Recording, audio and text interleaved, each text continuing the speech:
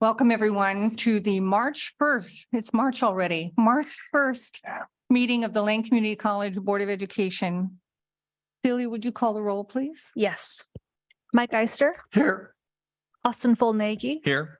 Lisa Fragola. Here. Holly Johnson, Here. Steve Mattel, Down here. Rosie Pryor, Here. Angela Van Kraus. Present. Thank you all. Before I begin this evening's meeting, I want to speak for just a minute about an event that took place on this campus 1 week ago today. For a good 90 minutes, Lane Community College employees at the 30th Avenue campus had to shelter in place in fear for their lives. And I want you all to know how grateful we are that you're safe, that it was a false alarm, and how appreciative we are to all of you for your efforts to keep students safe, to help each other, and to try to move past that event a week ago today. The very next day after that event took place, President Bulger met with Vice Chair Mattal and myself and indicated that it was her intention to engage in an investigation to learn just exactly what happened, what was the sequence of events that occurred, and are there things that can be done to mitigate any things that may have happened unnecessarily to cause such fear and potential harm for Lane Community College employees. So the board, I know, will want to await the results of Dr. Bulger's investigation, which I know she will expedite. But in the meantime, and while we wait for that information, I want to assure you all that I am confident I speak for all of my colleagues on the Board of Education, that we could not be more proud of how everyone in this organization conducted themselves. We could not be more sorry that you had to endure such a situation. Our appreciation and gratefulness goes out to all the local law enforcement personnel who converged on Lane on that day, especially our very own public safety team. Thank you to all of you for your service. So thank you. Thank you, all of you. Job well done. We typically start our meetings with a land recognition, and this evening, Abigail Villegas, is that close? Yes. Is going to read our land recognition. Welcome. Thank you. Can you hear me well? Okay. Members of the board, my name is Abigail Villegas. I am honored to give the land of acknowledgement today. I am a first-year traditional student here at Lane, as well as a co-chair of APISU, the secretary of NASA, and a member of VSU and METRA. I have joined these student unions in desire to learn about my peers' cultures, as well as supporting each union's ideas to promote leadership, culture, higher education, learning, and most importantly, community. I'd like to start our meeting with acknowledgement that the land we are on is the traditional homelands of the Kalapuya people. Kalapuya were stewards of this very land for over 14,000 years before their traditional way of life was forever destroyed and disrupted. We start our meeting with humility and reverence for the original inhabitants, the Kalapuya. Thank you.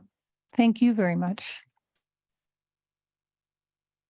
Are there any additions or changes to this evening's agenda? Is there a motion to adopt the agenda? So moved. Is there a second? Second. Thank you, Mike. Celia, will you call the roll? Yes. Mike Eister, Yes. Austin Fullnagy, Yes. Lisa Fragola, Yes. Holly Johnson, Aye. Steve Mattel, Aye. Rosie Pryor, Aye. Angela Van Kraus. Aye. The agenda is approved, which brings us to the president's report. Yes, good evening. I want to begin by thanking the community, our college community, for honoring and celebrating Black History Month in February.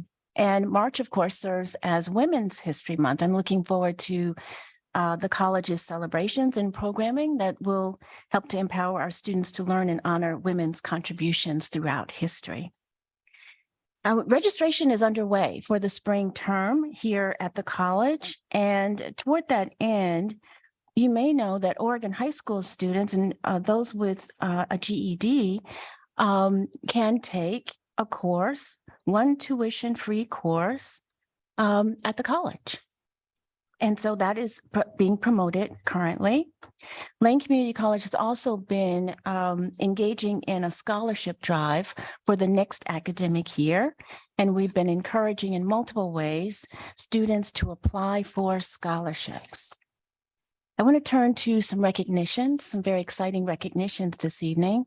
One is that the Career Pathways program received a 2-year implementation grant, which is going to be administered by a national organization called Jobs for the Future. And this is going to be focused on advancing opportunities for rural immigrants, refugees, and migrants from low-income backgrounds. And also something really exciting is that 5 Lane Community College students were awarded scholarships to fund their second year of community college through to a graduate degree at the University of Oregon's Knight campus. This is a STEM award through the National Science Foundation. We're very, very proud that we're to be part of this program. And then finally, our legislative advocacy continues. So we'll be going to Salem tomorrow. We'll also be going to Salem next week, as you well know, for Capitol Days. And we're excited to advocate for the Bachelor of Science in Nursing, the Oregon Opportunity Grant, and other bills that we are following. Thank you. That's my report. Thank you, President Bolger. Public comment.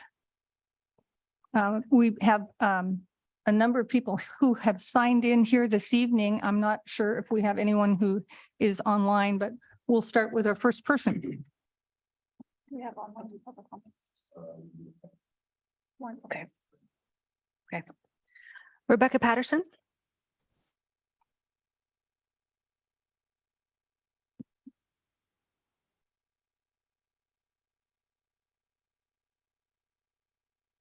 Hello, my name is Rebecca Patterson, and I am here tonight to share with you about extra resources that could possibly be needed here to be implemented on campus to help students who are in need and to speak on that matter. But before I give my statement, I would like to pass out this list of resources that I have made and been working on.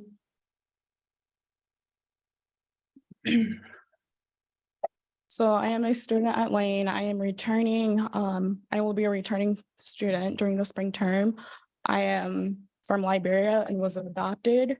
So I have had my fair share of challenges and struggles being here in America. So this just has my heart to just want to speak out and wanting to help other people right now. So this statement I'm about to share with you all is a matter concerning the needs of students at Lane. As I was reviewing the list of agendas, I am concerned the only mention report I came across only touched based on student code of conduct, nothing genuinely reflecting the needs the needs of your students. The needs of the students here at Lane Community College should be an investment that the Board of Education Committee should prioritize, which seem to lack in areas that raise up questions while students are struggling. There is much ignorance here, and I don't find it to be acceptable as a student who came to the president seeking help, and the response was, get a job, get through school, get a degree, and then you can help. As a student, I felt unheard, belittled. The resource being provided here need growth and improvement. It's not to say that students have not been using these resources to navigate around the system, but it's not enough. The resources being provided here need improvement, need the stability of reliable and accessible resources. If there isn't any action taken, then we are left facing issues that are still present. The needs of students should come first above anything else. You are the voice representing the school that can help make changes in a world that hides in ignorance. If the Board of Education is not making the efforts to invest in the students, then as the Board of Education, you are part of the problem. Where is the follow-up concerning our needs? It's not encouraging or supportive if follow-up actions are not being taken into serious consideration. What the Board of Education considers not to be a problem is an issue to the students who are in difficult situations. We're doing our part by navigating through these resources here built on the system, but it doesn't benefit everyone and in their needs. The response that was given to me is not acceptable. Settling for okay is not good enough. There needs to be a way of implementing resources into the school that can help improve the lives of your students. Without the students, the school would have no existence of running, and you all would not have the income that you have without the participation of enrollment. If the needs of your students aren't being met properly, then it should be telling you that things aren't right and that the organization should be pushing for more to help improve the lives of students who are in need of desperate help. Voices of students matter and action is needed for change. An organization isn't promised to change when action is not a priority. Without a community, then change becomes a stagnant and unreliable. The willingness to discipline ourselves to action is what matters, or else we are stuck repeating history of systemic oppression. Can't talk about how important education is when part of our education involves the voices of students. When the voices of students aren't being heard or taken into matters through action, then we have failed as an institution and as a nation. Financial gain should not be the only valuable thing. If this is the priority, humanity has lost what's important in life. This is all part of our education. It appears to me that the school is not here for the benefit of the students, but is a foundation based on business attire. Students are being cheated out of options, their success, and opportunities. It's not right. Your reality may not be in a severe state of financial mental health or the ongoing housing crisis or food crisis. Your students are in need of your support to make this learning environment better. I have observed that the institution not only has the best interest of its staff members.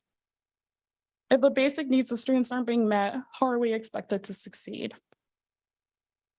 Your students deserve more than they are receiving. It's not something that should be taken lightly. To put yourselves to sleep at night as if a job well done has been accomplished is not an achievement if your students are still struggling. We should be Rebecca. finding solutions to the problems. Rebecca, forgive me for interrupting you, but your time has expired. Thank you. Thank you for having me. Thank you for being here. Aaron Bartley.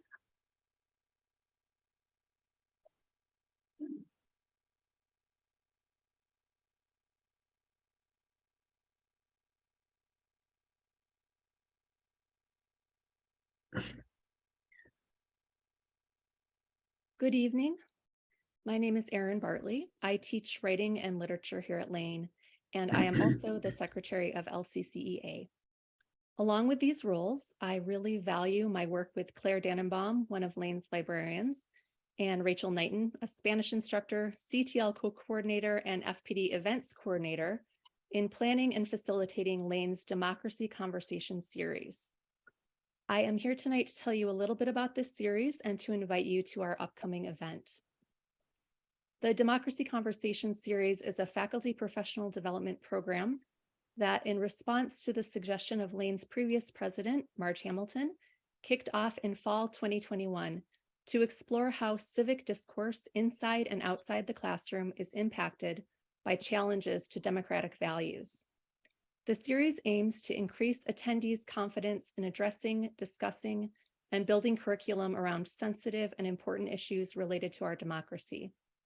Between the last academic year and this one, we've hosted a number of speakers to talk about topics including information literacy and misinformation, white nationalism and racist extremism, and ways to encourage student voting. Our next event takes place tomorrow afternoon.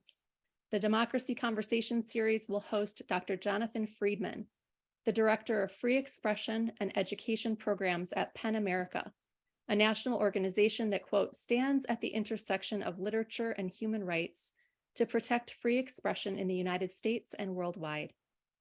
Dr. Friedman is an interdisciplinary scholar who oversees research, advocacy, and public education related to the freedom to read, learn, and teach in schools, colleges, and universities.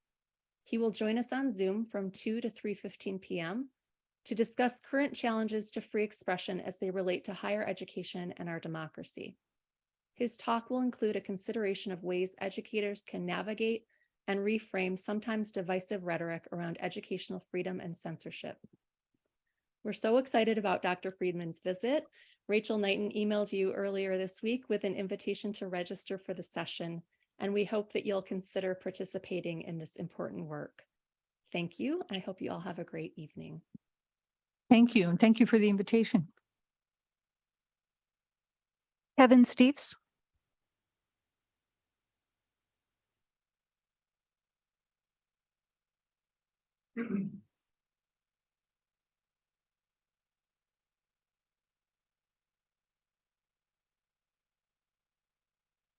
Thank you, Chair Pryor, Board, and President Bolger. My name is Kevin Steves. I'm a faculty member, instructional designer with Academic Technology Center. I am a co-chair of Faculty Council, and I'm a co-coordinator of the Center for Teaching and Learning. I'm here today as a member of the Faculty Council Governance Task Force to read a statement that I prepared for you. The Faculty Council believes that shared governance is an essential component of our institution's decision-making processes. We recognize the value of including diverse perspectives and expertise in all aspects of college governance to ensure that our decisions are well-informed and inclusive.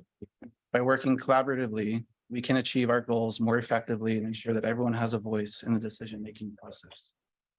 Shared governance also helps to foster a sense of community and ownership among our stakeholders.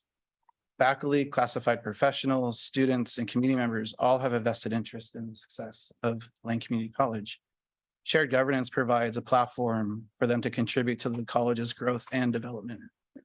This inclusivity creates a culture of trust and mutual respect, which strengthens our institution and enables us to navigate the challenges we face with resilience. The Faculty Council requests a shared and collaborative process that allows for all substantive decisions to be reviewed and vetted by all relevant stakeholder representatives.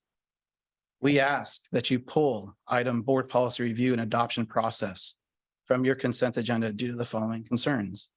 Per the faculty contract, the faculty have authority over academic and grade policy. It's inconsistent with existing shared governance system. It limits the roles of councils to a recommendation rather than a collaborative partner in the decision-making process. It's limited to transparency. This process does not provide details on how board policies are selected for review or who decides which policies to place on the consent agenda. Limited collaboration and no opportunity for stakeholder voice in policy development. Shared governance decision-making processes are collaborative and stakeholders work together to identify and address issues. Lack of clarity in the distinction between board policies and college operation policies. The Faculty Council believes that shared governance is not only important, but essential to the continued success of Lane Community College. We are committed to promoting a collaborative and inclusive decision-making process that values the input and expertise of all our stakeholders. By working together, we can achieve our mission by providing high-quality education and services that support the diverse needs of our community. Thank you for your time. Thank you for being here. Adrian Mitchell, Peggy Oberstaller, and Wendy Simmons.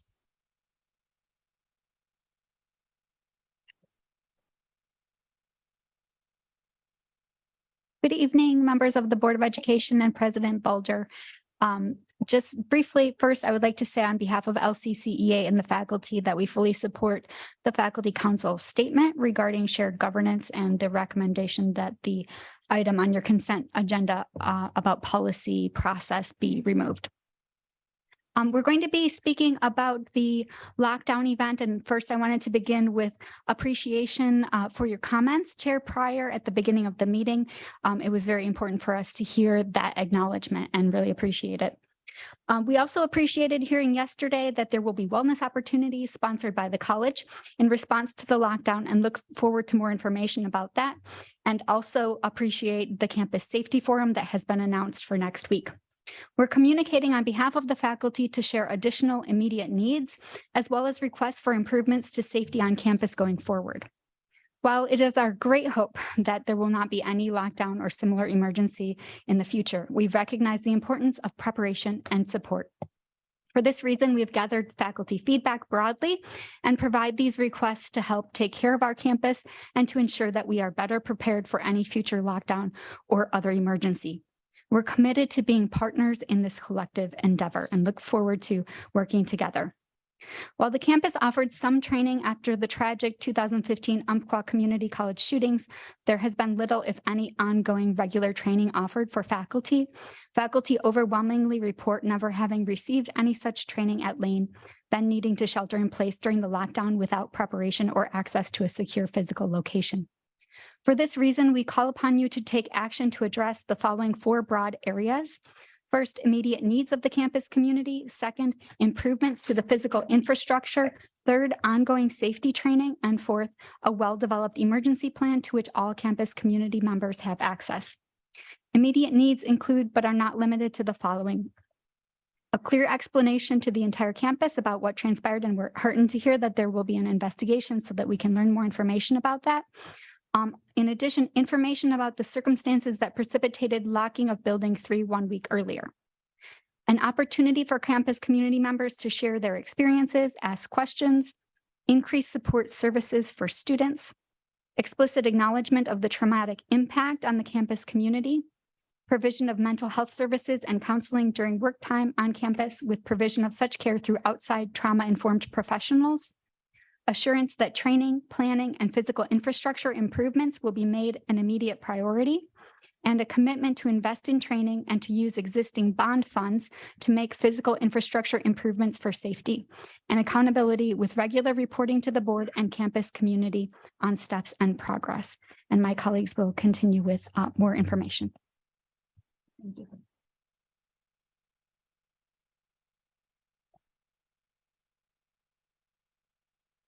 Good evening, I'm Peggy Oberstaller, and I'm reading part 2, improvements to the physical infrastructure. So having shades or blinds added to all windows, both interior and exterior, for all classrooms, offices, and other common areas. Functioning locks on all classroom doors, provision of keys and key card access to all employees. Classroom doors that can be locked from the inside. Remodeling of existing buildings to ensure safe locations exist in each building. Access to those spaces for all employees. Expansion and or repairs to intercom speakers in order to ensure announcements are audible in all locations in all buildings. Designated emergency gathering spots in each building. Supplies to meet basic needs when sheltering in place. And windows made operational for use as emergency exits. For training, college-wide trainings provided at regular intervals and during compensated time. Training should include all possible scenarios, not limited to the following: what to expect during a lockdown or when there is an armed intruder. What do the flashing lights signify? When and by what systems can announcements be expected? Whether exterior doors are automatically locked and when. What to always have with you on campus. What to do during a lockdown. Clear posted guidelines on shelter-in-place instructions. What to do in different types of locations. How to best support and help students who are upset and others during a lockdown. How to meet basic needs during a lockdown. How to secure the location, including rooms with windows and motion detector lights. What to do with cell phones. What to do for students or others triggered by strobe lights. What to do if an intruder enters a space. When, where to evacuate. How to support students with no access to transportation. How to know it is safe to exit and or open the door for law enforcement how to identify and access safe locations within buildings, how to manage conversations in the classroom after a critical incident, training to cope with emotional, physical distress for ourselves and for our students, community forums with public safety, required online modules to prepare, how and where to access emergency medical assistance if needed, and who to contact for resources. And my colleague will read the last part.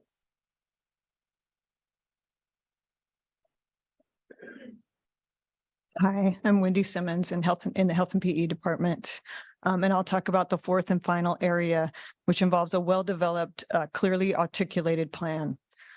Consider conducting an analysis and comprehensive plan development that is research-based, data-driven, and promotes social, emotional, and physical safety. For example, UC Boulder Safe Schools, Safe Communities initiatives. Clear protocol and guidelines for future lockdowns or emergencies. Sufficient investigation of potential threat of emergency, response commensurate with level of threat or emergency. Trauma-informed response, for example, messages sent to the entire campus community at specific intervals. Release of details, messages and alerts sent immediately during emergencies. Accurate updated lists for emails and texts sent through Lane Alert, updates also posted to the website. Consistency of messaging sent through Lane Alert and over intercom. Audible announcements over intercoms to made simultaneous to flashing lights. Plans for campus exit protocol, including pedestrian traffic and car traffic, and detailing exit and evacuation protocol to students. Clear plan with LTD for alternate bus stops and planned pickup points for individuals without transportation or keys when evacuating. Emergency signage, messaging to divert traffic and deter people from entering or arriving to campus when a lockdown is occurring. Provision of essential items needed as resources, for example, checklists of what to do that everyone can access. Reconsider frequency of constantly strobing flashing lights. Deans check on faculty, faculty check on students, a designated person in charge for each building or department. Consider alternative communication mechanisms such as phone and text trees, and ensure public safety officers are assigned to work at all LCC locations. Thank you for your attention to these critical issues and for your commitment to making improved safety and support for our campus community an immediate priority. Signed by the LCCEA officers. Thank you. Thank you. Eric Kim.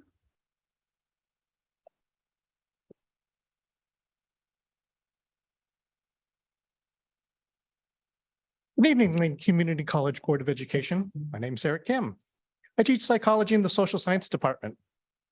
Last time, despite the fact that young women pay less for insurance than men, many people believe that women are bad drivers. Can't tell you why this is. You have to ask the insurance companies. But what I can tell you is why people have this false belief despite the evidence. Many people believe women are bad drivers for different reasons. We're motivated to maintain our beliefs, regardless if they're true or not. Changing our beliefs is difficult. When we casually test our beliefs, we can make mistakes such as the confirmation bias, use of different standards, and subtyping. The confirmation bias would reinforce our beliefs by looking for examples of women who are bad drivers. We generally don't look for women who are good drivers or men who are bad drivers. That would weaken our belief. The use of different standards would lead us to explain she ran a red light because she's reckless. He ran a red light because he's in a hurry. It was safe. He looked both ways. The use of subtyping will sound strange when I say it, but if you listen to the way people talk, you can hear these inconsistencies. When you come across a woman who's a good driver, instead of changing your beliefs, you tell yourself, she isn't really a woman, so she doesn't count. Wait a minute. What you're saying is that she doesn't match our stereotype of what a woman is like, so she doesn't count. Now, as a side note, in terms of the subtleties and how we think about language and how we explain events, if you are a Duck fan, When the U of O Ducks win, it's we won. When the U of O Ducks lose, it's they lost. These psychological processes can help maintain false beliefs. These false beliefs can lead to feelings of injustice and divide civil society. My colleagues in sociology, history, political science, economics, human services. Together, we can mend the tapestry of a civil society by those who profit from the unraveling of civil society. In relation to the institutional learning outcomes, we could think critically, think of reasons why we are wrong. It's something we normally don't do, but is important for reducing bias. Engage in diverse values with civic and ethical awareness.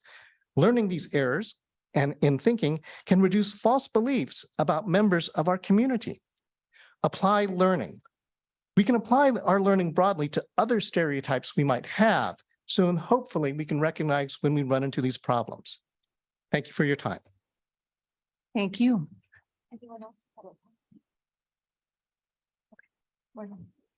Thank you. That concludes public comment. Issues that have been presented to the board, I'm sure will be taken up by President Bulger, and there will be more information to come. So thank you all. We have arrived at the consent agenda on our agenda. Is there a motion? Is there any items that board members would like to remove from the consent agenda? Mike? I'd like to remove BP 5500 for further consideration and work. Okay. Any others? Is there a motion to approve the consent agenda minus BP 5500? So move. That was Mike. Is there a second?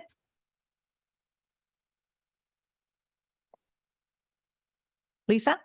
Thank you. Would you call the roll, please? Yes. Mike Ister, Aye. Austin Volnegi, Aye. Lisa Fragala, Aye. Holly Johnson, Aye. Steve Mattel, We can see you. I can read your lips. He said aye. Rosie Pryor, Sorry, aye. Couldn't find the. Aye. Angela Van Kraus. Aye. The consent agenda is approved. Would you like to speak to the 5500? What is it you're looking for there? The way it's currently written seems to focus on discipline. And I think there's probably more progressive approaches to student conduct that we can benefit from. Okay, very good. So I'm assuming we will refer that back to Yes, administration and look for that again in the future. absolutely. Okay. We're moving on to action items. The first being budget committee appointments. You have in your packet an explanation of what openings we have and who has applied for them. We have 2 openings. One person each has applied for those openings. They're the people who have historically been serving. Is there a motion to appoint? So move. Second. That was Austin. Would you call the roll, please? Yes. Mike Ister, Aye. Austin Volnegi, Aye. Lisa Fragala, Aye. Holly Johnson, Aye. Steve Mattel, Aye. Rosie Pryor, Aye. Angela Van Kraus. Aye. Thank you, and congratulations to those 2 individuals. I think we will benefit very much from their service. We're moving on to item B, resolution number 678. I wonder if you want to speak to that, Austin. Absolutely. First off, I'd like to make a motion that the board approve and adopt resolution number 678 in support of the OCCA legislative priorities. Second. So- Second by Lisa. Would you like to speak to your motion? Absolutely. Yeah, so this is a part of the continued putting pressure on the legislative branch to pass a budget that will support community colleges, to reduce the burden of tuition increases on our students and our institutions, and to support the capital campaigns to help with our buildings and so forth. This is a resolution that the legislative committee at OCCA has been working with and working on. And this is about that continued pressure and support for community colleges that we want to bring up to Salem next week. Yes, this is a part of continuing applying this pressure. All 17 community colleges is looking to consider passing this. And I am really proud of our institution for bringing this up in this agenda item.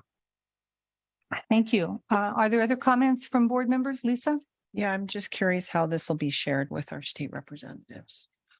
Yeah, so OCCA's political team, as they're talking to legislators, are going to be essentially going to legislators that represent our district and saying how Lane Community College is supporting this legislative priorities, and the same with other community colleges.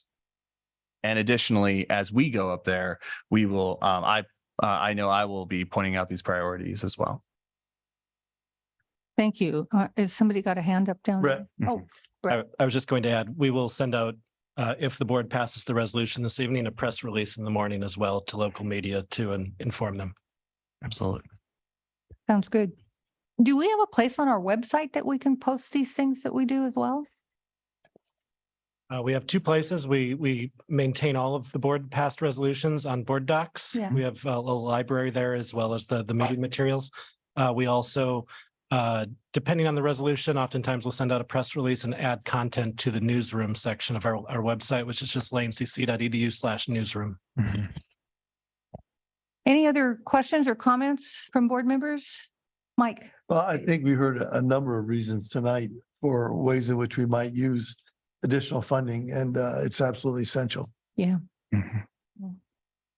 It sounds like we're ready to vote. Will you call the roll? Thank you. Mike Ister, Aye.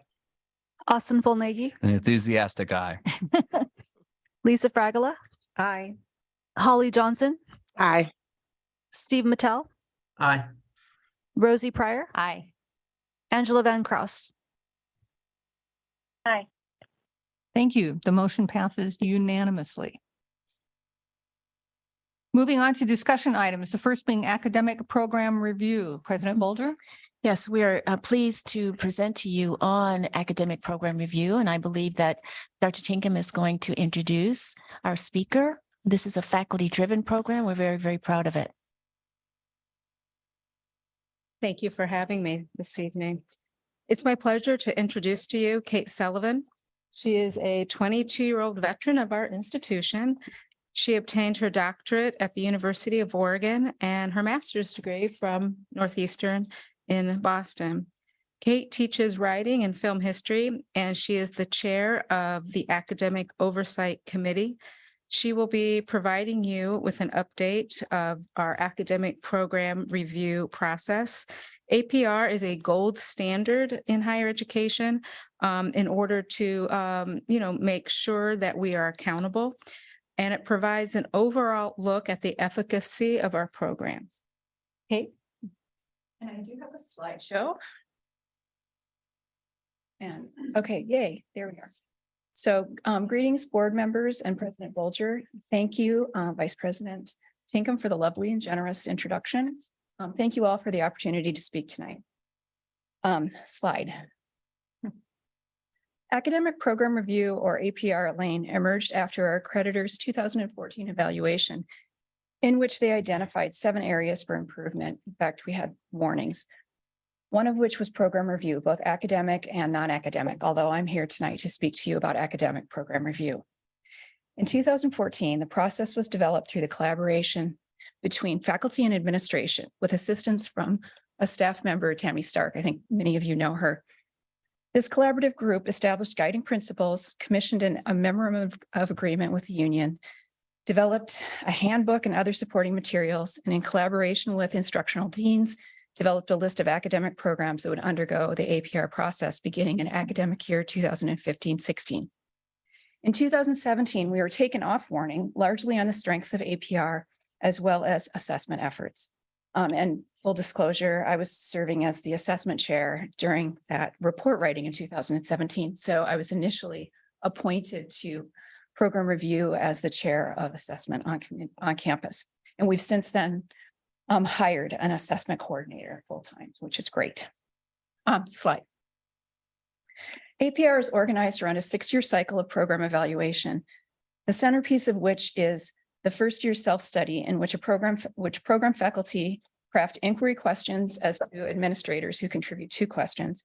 And the faculty gather and synthesize both qualitative and quantitative data from a variety of sources, write a self-study report, and host an external peer reviewer who will conduct a site visit and evaluate the program holistically, focusing on curriculum, faculty preparation for instruction, teaching, facilities and resources, and direct assessment of student learning. After the site visit, the external peer reviewer submits a report that includes suggestions for program improvement, and the faculty team synthesizes these recommendations into a final list of targeted recommendations that will be used to develop an action plan in the 2nd year of the process. Subsequent years involved implementation of recommendations. CTE programs also have additional embedded reporting requirements within that 6-year cycle, which include a yearly curriculum review, a biennial workforce benchmarking process, and a triennial survey of employers and alumni. For both CTE and fields of study, and that's what FOS stands for, the goal of APR is the continuous improvement of all facets of the learning environment. Slide. Since its inception, 31 fields of study, and this also includes transfer areas as well as preparatory programs such as academic learning skills and adult basic and secondary education, plus 18 CTE areas and 1 service or hybrid program, which was tutoring, have completed the self-study stage of APR. Additionally, 25 programs have completed the entire first cycle, with 7 of these 25 stepping into their second APR cycle in 21-22 and 22-23. We had initially assumed that it would take a decade to regularize APR and to onboard every program into the self-study cycle, but the pandemic had interfered hugely, and so we're a bit behind. But our new projection is that we will onboard every program into the self-study process by 26-27, while simultaneously folding other programs into their second APR cycle. So we should be regularized by 26-27. Slide. Although APR as a process is focused on the continuous improvement of the student learning experience, I wanted to include a slide that foregrounds the benefits afforded faculty through participation in this process. Lane is unusual both in Oregon and nationally in that we have a fairly hard line between faculty and administration. So for instance, we don't have faculty chairs, which is a norm most places. This has meant that faculty haven't always had, not all faculty have had a robust understanding of their program's role at the college or within the state. APR, though, affords faculty dedicated time. So each program lead, the PRC lead who conducts the self-study, is afforded 1 course reassignment in order to concentrate on an investigation of their programs, both the program strengths and challenges, and ideally gain an in-depth understanding of their student demographic and student behavior. Student behavior oftentimes, in terms of course taking patterns, departs from what faculty expect. As you can see from the chart, the results of this 2022 survey of faculty who've completed their self-study phase reveals that APR substantively increases faculty understanding of their students and their programs and a sense of ownership and agency, both of which are key aspects to create a sense of belonging on campus. And investigating sense of belonging is one of President Bolger's priorities at Lane this year. Slide. The last 2 slides provide a snapshot of both the inquiry focus and the recommendations developed through the process for the 2019-20 and 2021 cohorts. And these are our 2 cohorts that were most impacted by the pandemic. We can see that the programs are focused on understanding their students and evaluating student success, looking at transfer, direct assessment of student learning, as well as examining the curriculum to determine if it's current and aligned with best practices and the sufficiency of resources for the program. Slide. Likewise, recommendations that are developed out of the self-studies inquiry center around improving the learning environment, aligning curriculum with transfer institutions or curricular pathways, developing policies and procedures to better ensure equitable learning environment, as well as examining the context for learning. That is, does the program have sufficient staffing? Is marketing adequate? Are facilities and equipment appropriate and up to date? Do support systems such as advising and tutoring function well in the service of student learning? Slide.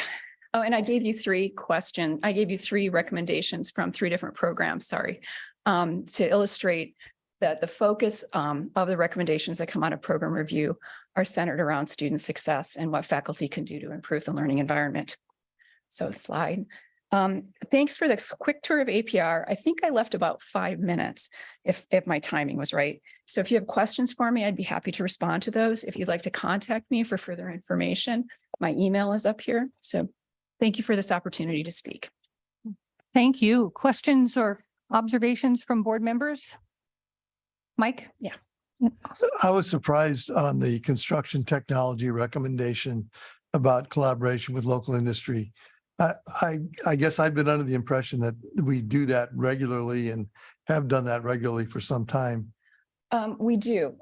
Construction technology, though, has had, they needed to augment their advisory committee. And one of the things that has happened is that programs oftentimes rely on their advisory committee and don't necessarily do employer surveys. So one of the steps that they're taking is to do regular employer surveys. And part of the things that have come out of APR is creating employer surveys that can be circulated. Surveying is a pretty big burden, though, on programs to do it individually without assistance. And so we're trying to figure out how to centralize some of these processes. Thank you. Yeah. Austin and Lisa? Yeah. First off, thank you for your 22 years of service to you. Yeah. Thank you again. Really, tell me a little bit more about the dynamics between once you get this information and the involvement of faculty groups. Yeah. So faculty select someone to lead the work, Mhm. and that person gets a course reassignment time. They step into the APR process and they spend a year investigating their program and gathering data from a variety of sources. Our institutional researchers provide information from our standard data package. Also will assist with if the faculty want to survey students or run focus groups or survey employers, a variety of things.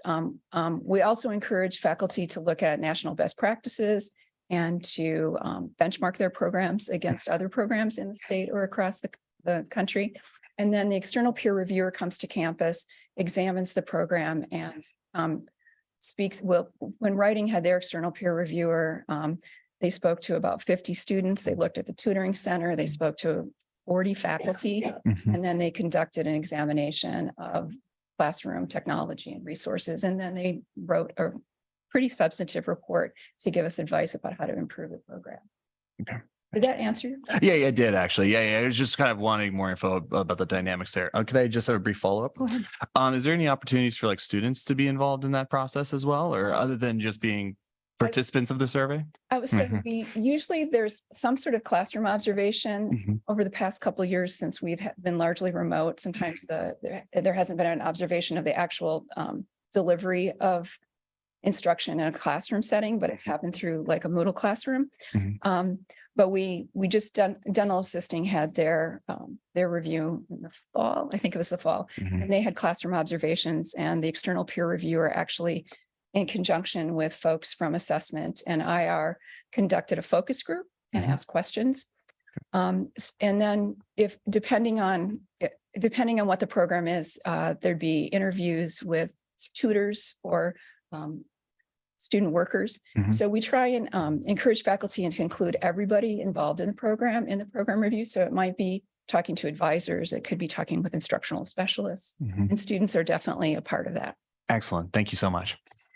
Lisa? Yeah, so thank you very much for your work on this, Kate. It's something that was what we were given a warning on, and you've taken it, and of course, with the support of faculty throughout the college, and turned it into something that I know we were strongly commended for in the new Q evaluation. I think you're making excellent progress. I mean, I know there's been concerns that we're not getting through this quickly enough, but considering the impacts of the pandemic and everything else, I think you're making excellent progress. So thank you for that. I'd be curious to know, what are some things that would support you, support the college, support faculty to do this work even better? So one of the biggest requests that faculty have involves appropriate resources to continue the work through implementation. We afford faculty one course down the first year, but then the work continues across a 6-year cycle and starts up again after that 6-year cycle. And so, years 2 through 6, there aren't necessarily resources available to do certain kinds of work. As I mentioned before, since we don't have faculty chairs, there aren't people, especially in the transfer areas, who are afforded reassignment time to do the work of coordinating programs. There are exceptions. We have a composition coordinator who has 2/3 reassignment time to run the writing program on campus. But for most of the transfer areas, there's no faculty that's tasked with coordination. Historically, we used to have faculty leads, but we don't have them anymore. So the biggest comment that faculty give after they go through the program review self-study is that they don't have enough time or bandwidth. And that's true also for some of the CTE programs. Some of the health professions programs have as a mandate through accreditation, is a requirement that have a coordinator, but that's not true for most programs. The other request is that we afford more time and resources for the involvement of part-time faculty. Many of the departments are substantially part-time. And part-time faculty are able to use leftover in-service hours towards either assessment or program review. But any part-time faculty member who is very involved in campus activities will use up their in-service hours pretty rapidly. And then the last thing, Shelley and I spoke about this today, and I used your first name. I hope that's okay. We spoke that we're going to have to develop some infrastructure to help the CTE programs stay on track with the additional data collection and reporting requirements for program review. Great, thank you.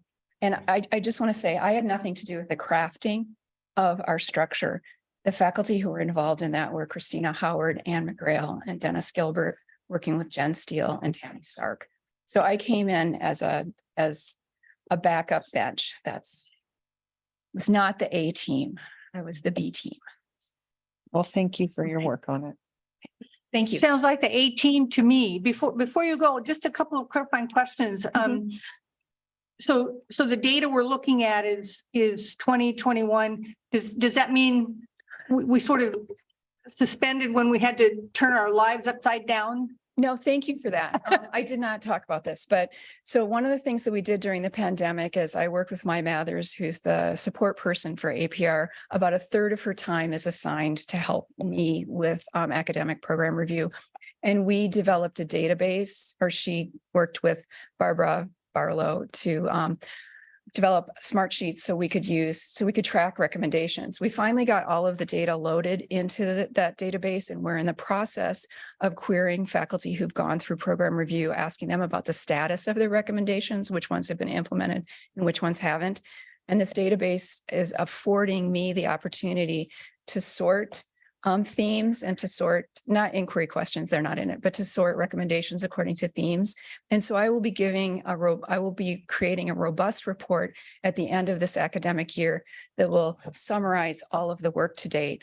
But we just haven't done it yet because the pandemic made everything so much more difficult. And it took a really long time to get all the information entered into the database. Yeah. So I know we have an accreditation step coming up in like 24. Does that sound about right, colleagues? And do we have any inkling from accreditors how they're thinking about the impact of the pandemic on our, community colleges' ability to kind of keep up with everything? Well, I can only speak informally from the conversation with the accreditors when they visited. It was last winter. I don't remember the month. Everything is a blur since 2020. But we mentioned that we were behind, and they acknowledged that was to be expected during the pandemic. We expect that by the end of this year, that we will have caught up the programs that are going to catch up. We have one program from the 2019-20 cohort that's going to start over. And so we should be back on track. I mean, the 21-22 cohort, they all finished. And the 22-23 cohort looks like they're all going to finish as well. So really, it was just the 2019-20 and the 2021 cohort that had challenges. And part of the reason the 2021 cohort had a challenge is that one of our former administrators delayed their onboarding until winter. And so they had less time, and their work spilled over into the following year. And I'm sort of appalled that I have all of these details in my head. My husband won't let me talk about program review. Well, it feels incredibly robust and reassuring. As a new board member, I came on 12 years ago to learn we were on We're on warning. warning, and I thought, oh, what does that mean? And I have been unbelievably impressed with all the work that you and the rest of the team have done in the years since then. So congratulations and thank you. Yeah, thanks very much. And I work with the Academic Program Review Oversight Committee, which consists of, I think there are 13 of us. And so the other faculty are volunteering their labor. I do have reassignment time for mine. Well, thanks to all of you. Thank you. Thank you.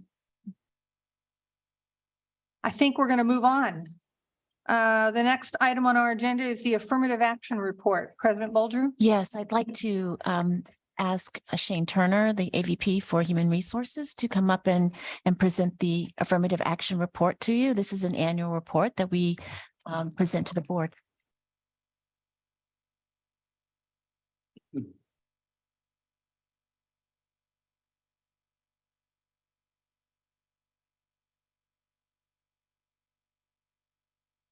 Good evening, and thank you for the opportunity to talk to you tonight about the affirmative action report. I wanted to just take a few minutes and do some orientation for folks. This comes around once a year, and you likely forgotten the explanation that I gave you this time last year. This report is required by federal law, Executive Order 11246, as well as the Vietnam era Veterans Readjustment Assistance Act, and then Section 503 of the Rehabilitation Act of 1973. Those things, those laws come together to require us to make sure that we eliminate any potential discrimination against minorities, women, veterans, or people with disabilities in our employment practices. And so the narratives that you'll read through that 100+ page report talk about how we evaluate our employment practices, how we assess them, and how we make corrections along the way. I'm going to show you a little bit in the report and give some explanations about the goals that are set, because in the statistical analysis that is done within the report, we look at census data, availability of minorities and women in those different employment groups, and we compare that against our employee base. And we say, are we in line with that? Are we above it? Are we below it? And if we're below what the census says we ought to have in terms of representation, then it asks us to set a goal to try to rectify that. And so our goals for the plan this year start on page 6. And I've got that on screen right now. And if you look at job group 11, for instance, non-instructional managers, you can see that there's a goal for minority placement rate of 22.8%. What that refers to is if there is a search that happens, 22.8% of the eventually placed employees ought to be minority if we're following what the census availability data says. And so we have goals in 31 different employee groups, whether it's a single goal in the employee group or 2 goals, female and minority in each of those cases. I'm going to jump now to page 10 and take a look at how we did last year. So part of the report, starting on page 10, asks us to display what we did in terms of a success rate. And I just want to do a little explanation here so that this hopefully makes sense to you. This goal here for job group 11, non-instructional managers, we had a goal placement rate of 21.15. And we ended up placing 2 minority candidates out of 7 total searches. And so our actual placement rate was 28.57% in that case, which means that we met the goal. Okay, so that's how it translates then to actual accomplishments. We have Some searches, though, where we didn't have an opportunity to meet the goal. And so that's reflected, for instance, on page 12. If we scroll down, you can see in our craft skilled area, we didn't hire any employees in that job group. And so we didn't have an opportunity. And so that just rolls over to the next year to hopefully be addressed when we have an opening. We tried to take a really conservative approach to taking on these goals. There are different options that we have as an employer to decide when we're going to create a goal or not. Looking at this job group on page 30, you can see that for paraprofessional technology and or administrators, we have goals in both areas. If you look down sort of towards the bottom there where it says shortfall in persons, for female, we're short 1.46 women, and for minorities, 0.33 women, or minorities rather. Despite that, we're still going to work to recruit and make that goal, even though it's not a whole person that we're trying to meet. So as I was talking with Mike earlier, he said some of these where the N is pretty small, the numbers get a little wonky, and this is the kind of situation that we're talking about here. But we're trying to meet those goals in any place that we can. I mentioned earlier veterans and minorities. I'm going to jump down to page 114 for just a second.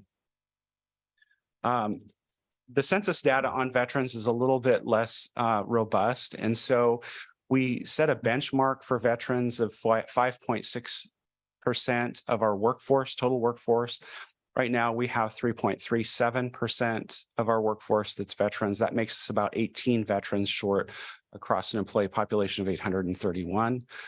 You can see that it's again broken out goals by position group. And you can see in this underutilized column, again, where we're super close, but we're going to keep a goal in place. We're 0.02 in non-instructional managers, but we'll continue to have a goal. The same is true as we look at the disabled employee section. Again, the goal for the institution broadly is 7%. And you can see that in a number of these employee groups, we actually meet the goal or exceed the goal. And broadly, actually, institution-wide, we're more than double the goal, but it's just not evenly distributed. So that is how those goals are set out. The goals then drive our recruitment process. So they'll help us to determine where we should be advertising, if we should be tapping into additional resources for any particular search. They're evaluated at each step of the process. HR managers sign off at each step of the process, whether it's paper screening, approval for interviews, offer for employment. At every point, we're looking at this data and seeing where we're at in relation to it. Angela brought up a great question that I responded to prior to the meeting, but I thought it would be important to share because it's really easy to get down in the details and say, oh, we could be doing better here. Why aren't we doing better there? She asked, how did we do compared to last year, which is a really great question. When you look at last year's report, the 2021 report, we had 20 goals set. And of the 20 that were set, there were 14 where we had an opportunity to make an impact. And we had a search and had an opportunity to make a difference. And we hit the goal on 3 of those. So 21%, we achieved the goal in 2021.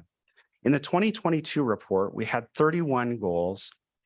And we had 25 of those goals where we had an opportunity to make an impact, and we were successful in 10 of them. So we had a 40% success rate, almost double what we had the previous year. It's it's hard to say what was the determinant factor in that change. We tried a lot of things, honestly, because that was a cabinet level goal, if you'll recall, to improve the recruitment for diverse employees on campus. And so we tried a ton of things. We put in place a search advocate program that's based upon a national model at Oregon State University. We centralized advertising for recruitment in HR so that all searches would have access to resources, whereas previously some departments didn't have the funds to be able to, to advertise in other areas. And people have really gotten on board with the work. We've had campus forums and discussions about it. I have a meeting next Friday with a faculty group that's had ongoing discussions and recommendations about ways that we can improve our recruitment for faculty and retention for underrepresented faculty. So it's a lot of different things. There's probably some noise in the data that we'll continue to evaluate and look at, but I'm really encouraged by the progress that we've made, and want to just share a real quick thanks for Jill Denault in my office. She's the one who did a lot of the data preparation and cleaning to make this report happen. And so I really couldn't have done this without her, but that's just a brief primer, and I'm open for any questions that you might have. We have just about hit time that we Okay. budgeted for this item, but with the board's approval, I'm going to allow for time for questions. So Mike and then Austin, I think Austin was ahead of me. Austin and then Mike. Actually, two quick questions. First off, do we do veteran point preferences or preference points in our hiring? We do. So it's a half rank for veteran and a full rank for disabled veteran. 10-4. And that's at every step of the process. Fantastic. Great. Second question. The percentiles for disability for standard employees there in the report, is that self-attested or is it? That's based upon an active accommodation in place. So if someone has gone through the accommodation process, we have an accommodation in place, then they're counted in the report. Gotcha. And the disability for veteran employees, that's based off of the VA disability? That's based on documentation that they present. 10-4. Thank you. Mike.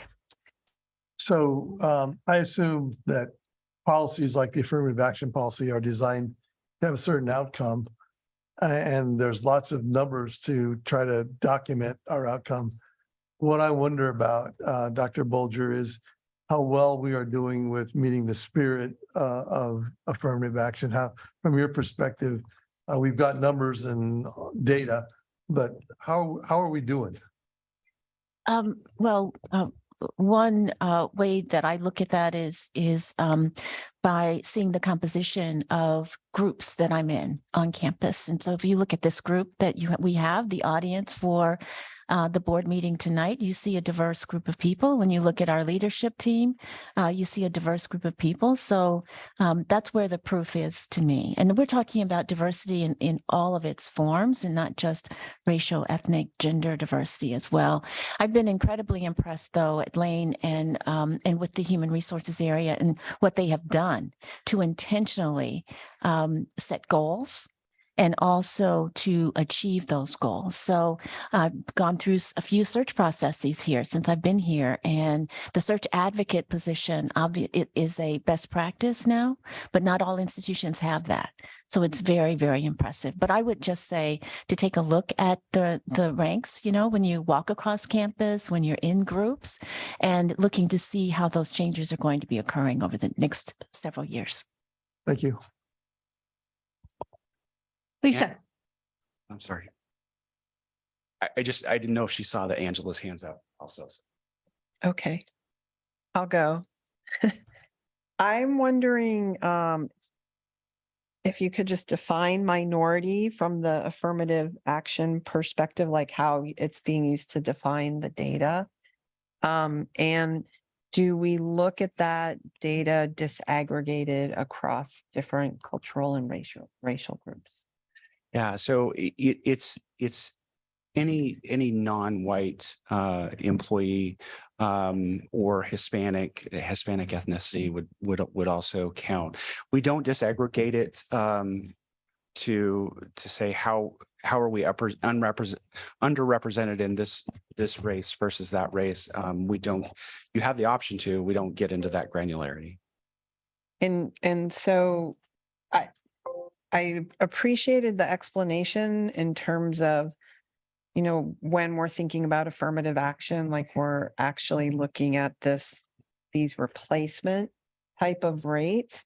And I guess I'm also interested in representation and what it looks like, kind of the way Dr. Bulger described it, right? And when we look at a community and we look at the cultural, racial, and ethnic composition of our students, and then we look at what the community serving those students looks like.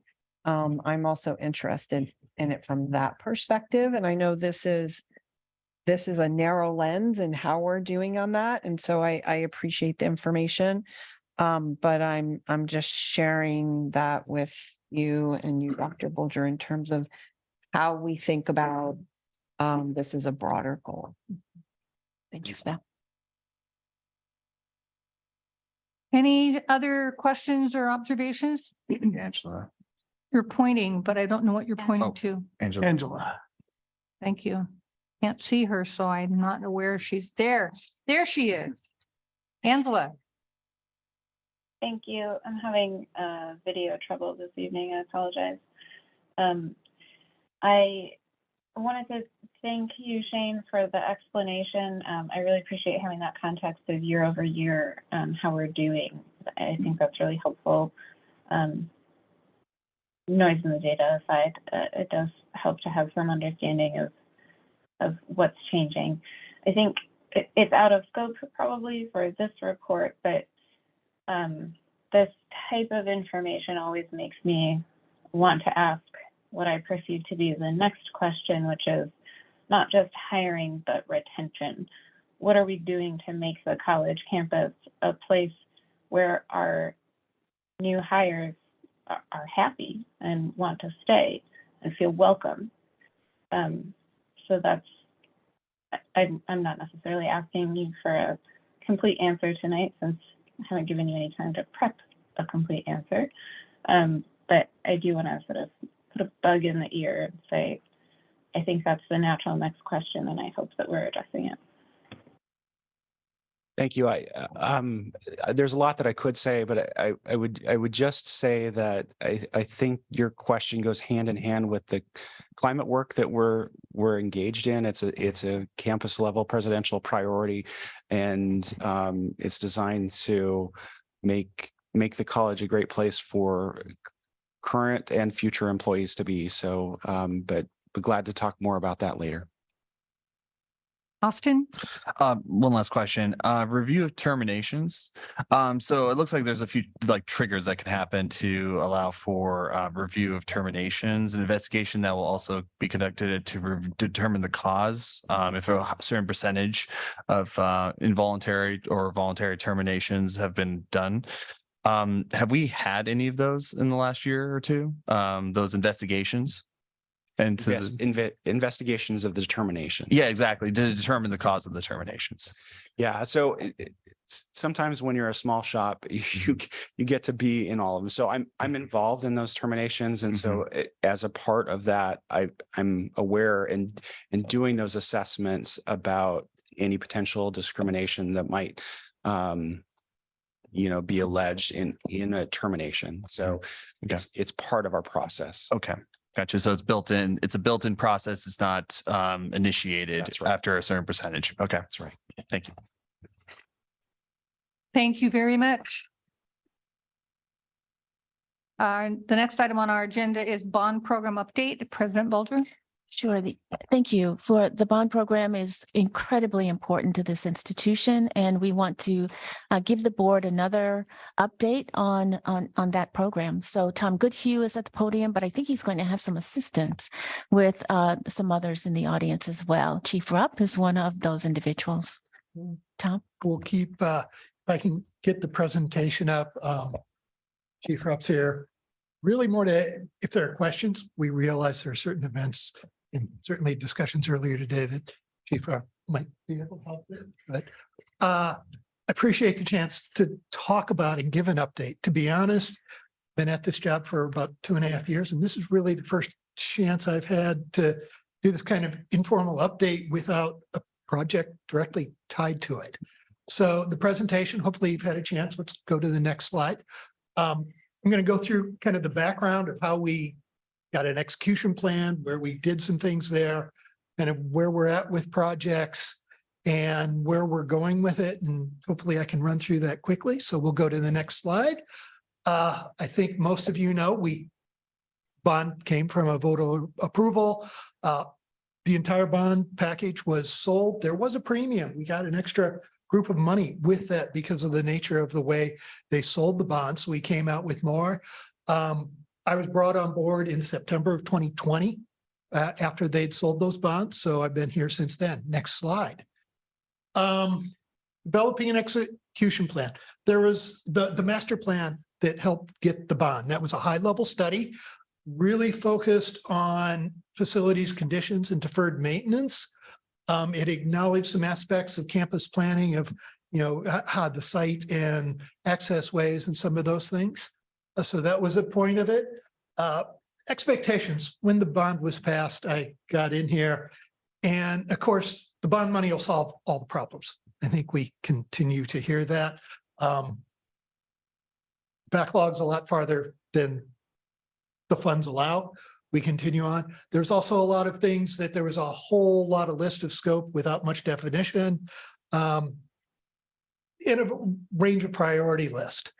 I put together an execution plan with other people, many of whom are no longer here, I guess, but set it up, took that bond fund and divided it up across roughly 30 funds and project categories to start off with, just based on addressing the wish list that I saw, as well as some best practices. A lot of those funds were allocated with what I'll call rule of thumb and cost per square footage, not with a whole lot of detail. Next slide. Broad categories of those started with, we had a couple of projects that had matching funding, pretty important. We had $8 million for the health professions building and $1.5 million, just over that, for the Florence seismic grant. So those were projects that rose to the top and needed to be executed quickly. We had building deferred maintenance, site maintenance and upgrade, academic needs, information technology, which I appreciate you passing that purchase earlier. Certainly safety and security. It's one that we continue to work on. Sustainability and resiliency. It's an ongoing core goal of the campus that we'll continue to work on. And then the one I think people often forget is administrative overhead and planning, that this process takes a lot. Our initial projects, when I planned it, I started with health professions and Florence. Really wanted to get into some campus planning and setting up those administrative processes. Looked at building 16, knowing the deferred maintenance and the safety potential issues that are in there, being a lab building, and looked at advanced technology in the hub of building 12 because of deferred maintenance. Then as I got here, there were what I'll call the X factors, those oh boys that came in. After being here for a few months, I'm told that we had a tax exempt bond spending deadline that said we had to spend roughly $70 million within 3 years. That's going from 0 to 70 million in 3 years. That's a pretty tall order. We're going to be close to, we'll have more than that encumbered. Won't quite have it spent, but we'll get there. Going along here, construction escalation. It's a reality of where we're at. I don't think anybody, when the bond was planned could have thought that it'd be what it was. Coming in here, there's a lack of institutional memory and process for the bond workload.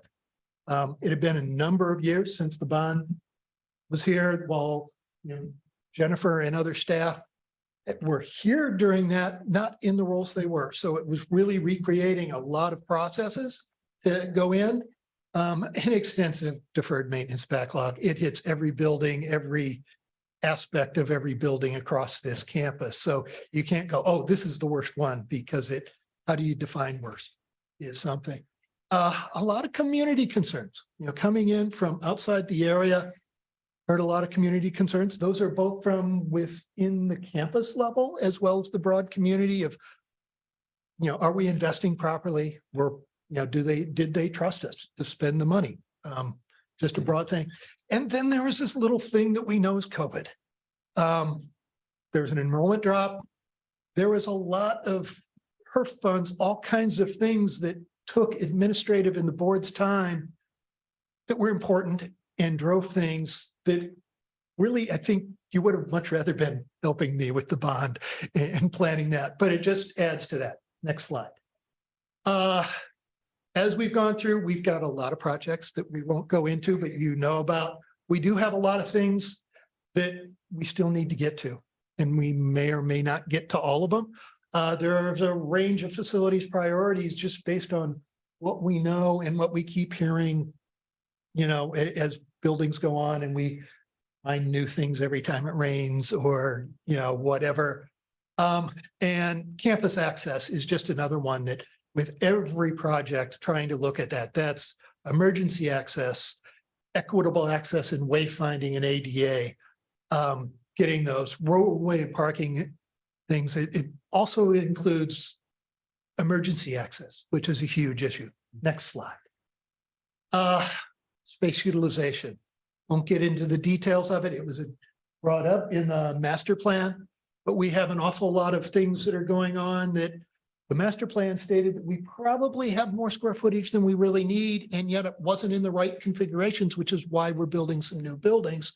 It just didn't meet the needs, but we really need to start thinking about what to do with these. We've leased out some spaces. Whether that stays as a lease or not, whether those make sense, whether it's the right spaces or things.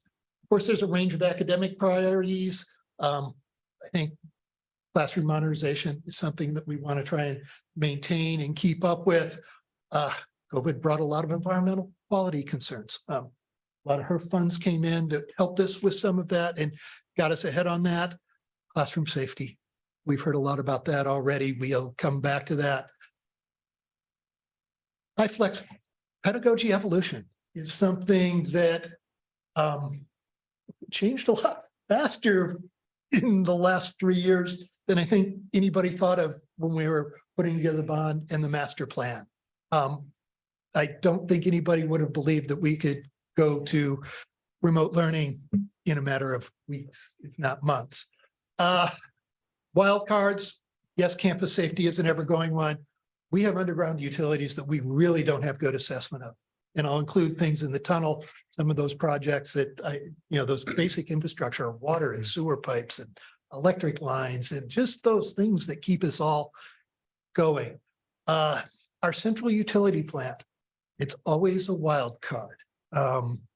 With this cold, we've had a curtailment on our natural gas, which is our prime heating source. Go to fuel oil. Boilers are always an interesting toy to play with. Academic programs continually change. Things that were talked about in the master plan no longer exist as far as academic plans. Enrollment trends, while we're recovering, that's another thing. And then the last one I have up here is a wastewater treatment plant that we manage. It's a unique piece to this campus that very few campuses have. It was brought up in our permitting process for the new buildings that the county has concerns of. We meet all of our DEQ permits.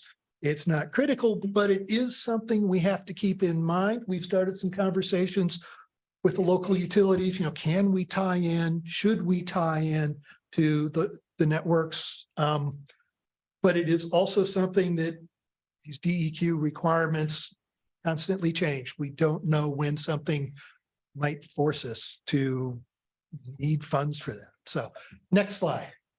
A little bit of a timeline on things that we've completed, and moving forward. We started off before I arrived even, we had the building 6 roof, which was in desperate need of repair. It was leaking and causing damage to the building.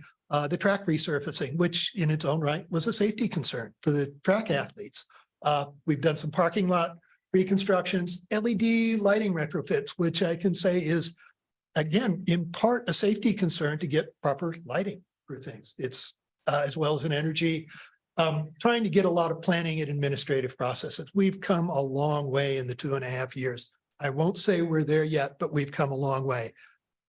This year, we'll complete the Florence Center major maintenance, hopefully.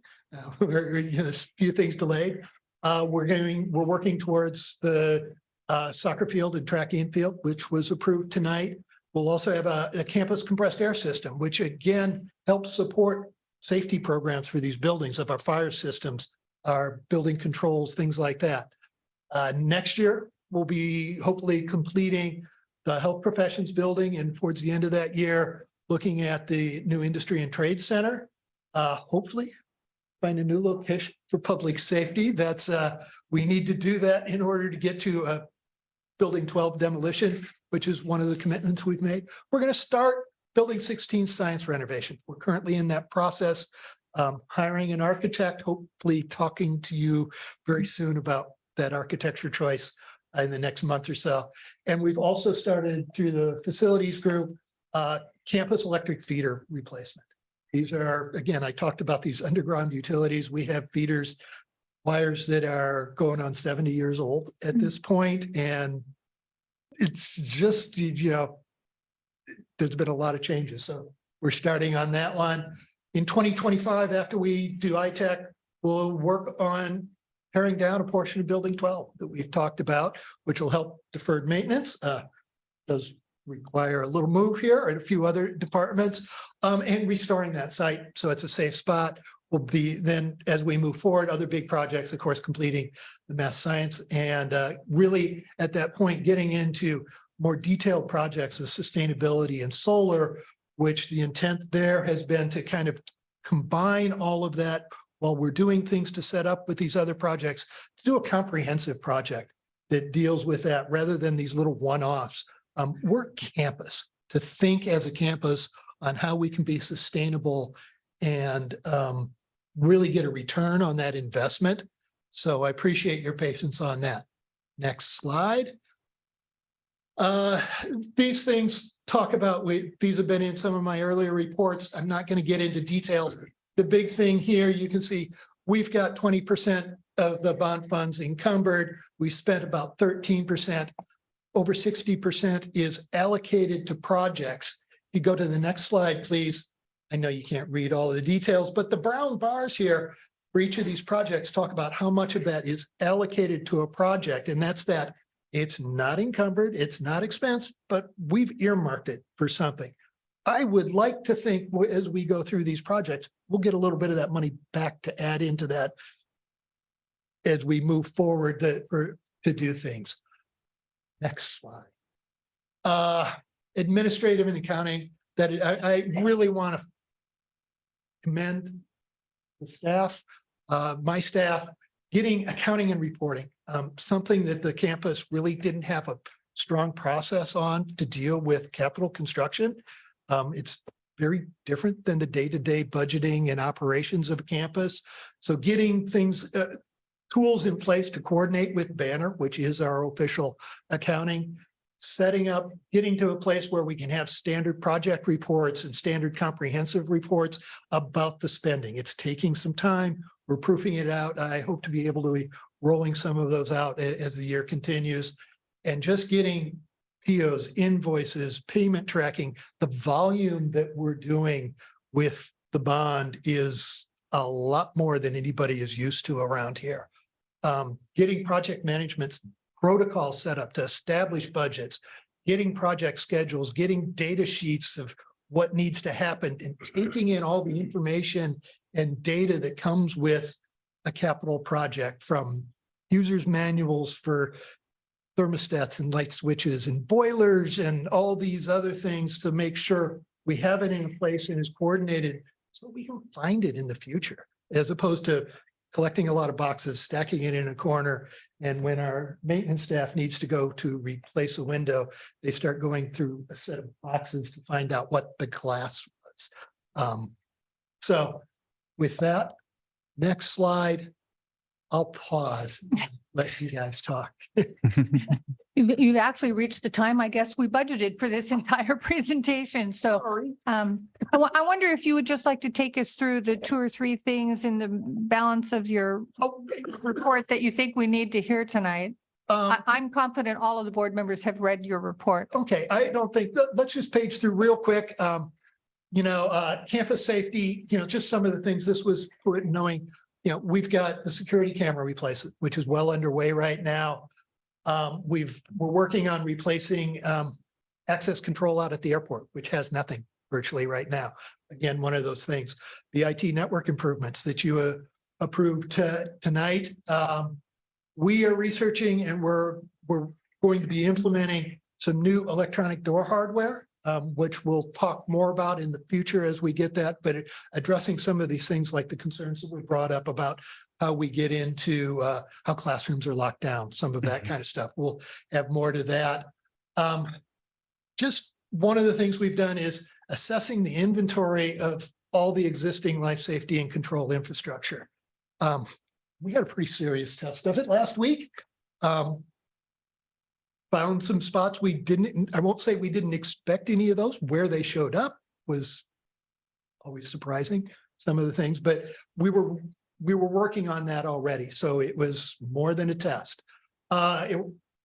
Things in, that we continue to work on, getting improved access to the core campus. One of the things I'll go with that active farmer scenario, depending on where it was in a building that was on the core campus that had great access.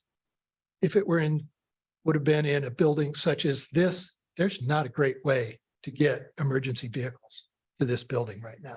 So those are things we're trying to deal with. What are those pathways out for students? Each of the projects, are looking at how we can improve that as well as looking at that in the future. And that'll also help overall campus wayfinding so students and faculty know where to go. And it's more intuitive because in that case that you need to evacuate, that clear wayfinding is very helpful. Next slide. Art in public spaces, I know is something that's dear to all of you. We do have some things already. We're working on things out at Florence. We have a pretty major project that is planned with the Health Professions Building. If you look at the renderings, you'll see these rather large murals that kind of wrap through both entries on the north and south and through, and that'll be a very major art project. We're starting to work with the Art on Campus Committee. We've completed 2 murals that are on here already.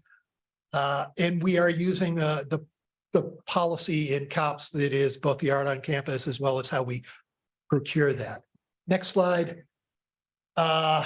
Building 16, that's one that, please, I beg the state to get that. We really need that $8 million. I'm sorry to give that shameless plug, but I won't say we won't do anything if we don't get it, but it's going to be a very different project if we, that's a third of the funding for that project. We have to do something, but it really is a major thing. Really be focusing in on the lab spaces. The lab spaces are really pretty much, particularly the chemistry and biology labs they are original and they're desperate. There's a lot of safety protocols that need to be dealt with there, as well as getting other things and connecting in. Next slide. Public safety relocation. We'll be talking more about that. I know we're working on that kind of internally, trying to figure out where the best location, how to put that, confirm what all those needs are. I think based on what happened this past week, we clarified a few things that might need to happen there too. Next one. Building 12 space, we're doing some things with that and demoing that. We've talked about that in conjunction. We'll talk about that more in the future.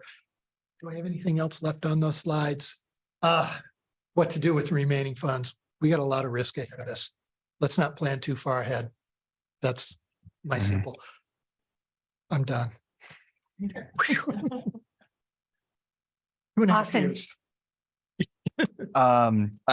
Two things. First off, Lisa, thank you for what your staff did and helping protect our campus and with the situation that happened last week. And I'm really interested in whatever we can do to expedite the campus safety resources and everything like that. So whatever you need to put in front of us to approve, let us know. I know we approved some of those things, but if there's anything else, like We're working as quickly as possible. excellent. The second comment I just have to make in regards to, in a previous board meeting, I've mentioned the SNAP employment and training funds that could be used potentially for 50-50 match for certain building projects and stuff to help improve access for SNAP recipients into training. Have we looked in, has the cabinet looked into those and seeing how we can kind of help subsidize bond funds and stuff like that? I think what I would say is we have not done that yet, but Okay. we certainly will. We'll certainly take a look at that. as an Certainly. Opportunity. Yeah, certainly want to urge that. And If you can point us in any yeah. tools, that would be helpful. Yeah. Ah, Fantastic. I'm really glad to hear that. Excellent. I mean, I even like look at the Florence campus, and because of the high percentage of SNAP recipients in that part of the community, I almost see like almost everything that we did to the Florence campus as something to increase access for SNAP recipients into training programs. So wherever and I know, and I spoke to someone from ACCT that said that it could be utilized in post, meaning even after the construction was done. So yeah, if there's I'll try to forward those that contact that I made there. But wherever we could utilize those 50-50 split funds there, I think that would help supplement some of this stuff. thank you for that. Of course. Lisa, Can I just ask that you repeat what was shared from the audience so that people who are listening in Zoom can hear what was said? Oh, Grant, would you mind coming to the podium? Otherwise, people who are listening in Zoom cannot hear, so. That's right. Sorry. Yes, we have been using some of our STEP funds to work on some projects that are directly related with our STEP services and our SNAP services that are towards students. A project that's currently underway is being funded through some of those funds. Excellent. Great, thanks. And then I did have Go for another it. question. go for it. May I? Yeah, please. Yeah, thank you. So going back to page 6, and I mean, ton of information, right? I think the things I would like follows up on, relate to some of the safety, infrastructure, requests that were identified earlier. I guess for me personally, I found myself asking, do I have to ask if there are doors that you can't lock from the inside? I mean, those types of things. So I look forward to the follow-up on those. But looking on page 6, loose ends, are those the things? Does loose ends mean that the 63% of allocated dollars, that these things don't have allocated dollars? we don't have a plan put together. Most of them have allocated dollars. to them. Okay. But they're things we need to get to. Okay, great. And, So, they haven't been studied. They're back at that point where I said they're rule of thumb or kind of guesses as to what that cost might be. okay, great. So- So most of those things have some of the 63% allocated. So I think I frequently ask this question, like, what are the things we're concerned we're not going to get to? Well, Besides all of the, maintenance that we clearly I need to. think that's a yeah. big one, but President Bolger. Yes, I wonder if we could in a separate presentation, bring that back to the board to give you an update on that. Thank you. Other questions, comments from board members this evening? Very thorough report. Sorry we made you hurry through it. We'll try to budget time a little more adequately in the future. Glad to Yeah, have the chance. appreciate it. pleasure. I do think it may be time for the college to consider a report out to the community about the status of our bond. There's an election coming up and people tend to talk about things. And so if there is an opportunity for us to put some of this in narrative form, I don't think this current format would be understandable by someone who's not involved in the Lane community, but some narrative about the status of the bond and the work of our oversight committee and so forth. We've got a website where we can publish that information there. We can send it out in the form of a news release so that the community knows we're mindful of our responsibilities, our financial responsibilities. And so I would just encourage us to consider that. We'll certainly do that. Thank you. Yep. Thank you. Yeah. Is Angela trying to be heard? Oh, no, Steve is trying to be heard. Steve, you're up. Thank you. Thanks for the report, Tom. I just wanted to encourage you to maybe reach out to your counterparts at the University of Oregon. You perhaps already have. They do a 10-year capital plan that they share with their board, with our board, the board annually. And I wonder if we just might benefit from moving to a format that looks out over a 10-year horizon and starts to, for that matter, look beyond the bond, right? Which we will get to at some point. We have needs that won't be covered entirely by this bond. You're making that clear. And we have other kinds of projects that really weren't meant for the bond in the first place. But it's a couple of things that you said that made me think that we haven't been in the habit, as something I heard you say, of kind of keeping track of some of the big project needs, whether they're major building or space renovations or safety improvements or any number of other things. But if we keep that stuff on a list that the board sees on an annual basis and is confronted with and has to think about how to fund, it keeps those things front of mind, and it helps us sort of see how we're going to prioritize things, when things are coming due.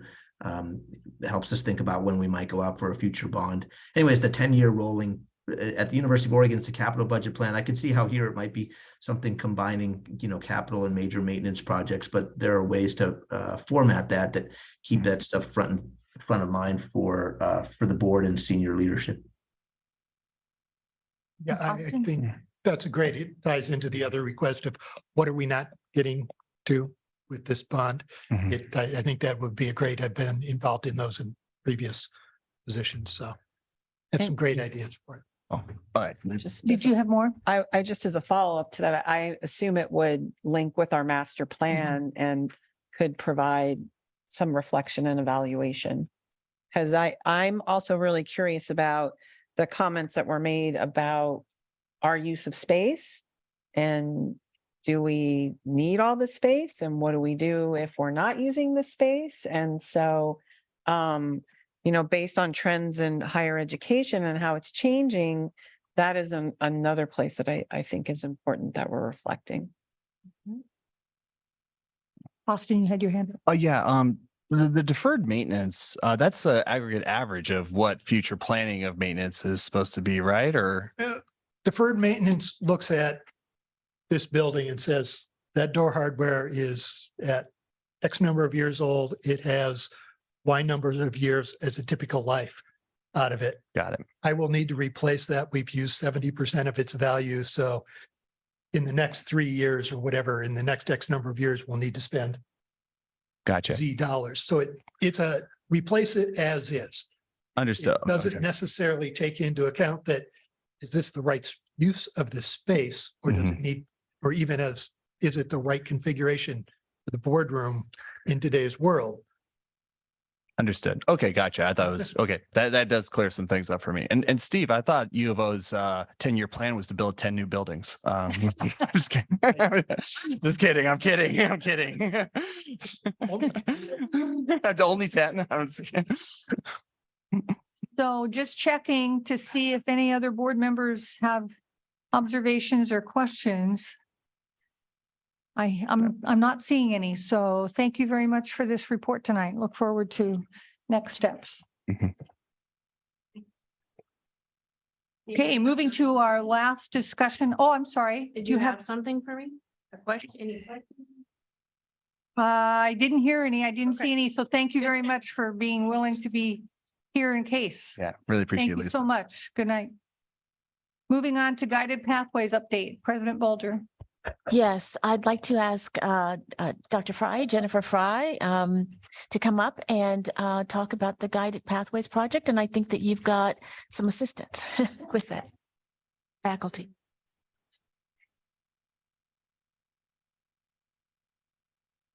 Well, we'll be adjusting the microphone, as you can tell. So, good evening. I'm Dr. Jennifer Fry. I'm the Associate Vice President for the School of Arts and Sciences and Guided Pathways. And the team here tonight with me includes Mike Sims, who is the project coordinator in Guided Pathways and School of Arts and Sciences, and Dr. Edgar Rosas Alcusera, who is a part-time faculty in biology and is also our faculty coordinator in Guided Pathways. And so I wanted to say thank you and good evening to the Board of Education, to Dr. Bolger, Dr. Tinkham. Thanks for the opportunity to present tonight on Guided Pathways and share an update of where we're at.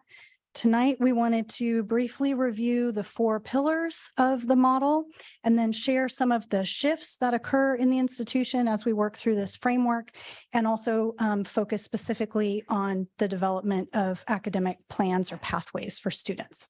If you can go ahead. So Guided Pathways is being applied at community colleges across the country and throughout Oregon. And it's a framework for institutional transformational change for the purpose of improving the student experience, closing equity gaps, and through those processes, increasing student success. It's a long-term whole college change process where the framework is used as a guide for colleges to then design and implement student-centric systems and structures. Next slide. The Guided Pathways framework is aligned with our presidential priorities. So this framework is really roots our work in becoming a student-centered culture or a student-ready college. And we'll describe a little bit more about that in a minute. Institutional changes are designed with equity incorporated to decrease equity gaps. And this results then in increased total enrollment through greater student retention, persistence, and completion. And as more students persist, they take more classes, and that improves our institutional fiscal sustainability. So how does this happen? We'll go to the next slide. And I'm going to turn it over to Mike to just review the 4 pillars of Guided Pathways. These are what we call the 4 pillars of Guided Pathways, and it's the overall framework that Jennifer was referring to that guides the work. And for those of you who were at the presentation last year, you might recognize these 4 pillars, and I'll just go ahead and read them for you. Clarify the path, help students get on a path, help students stay on their path, and ensure students are learning. And they might sound simple on the surface, but each of those pillars involves intersecting systems and processes that enable that to happen. So tonight, we're going to talk about some of the shifts in institutional culture, enrollment and retention that need to occur or can occur as we start to implement this framework. And so we're going to focus tonight on pillar 1, which is clarify the path. And Jennifer's going to talk more about that.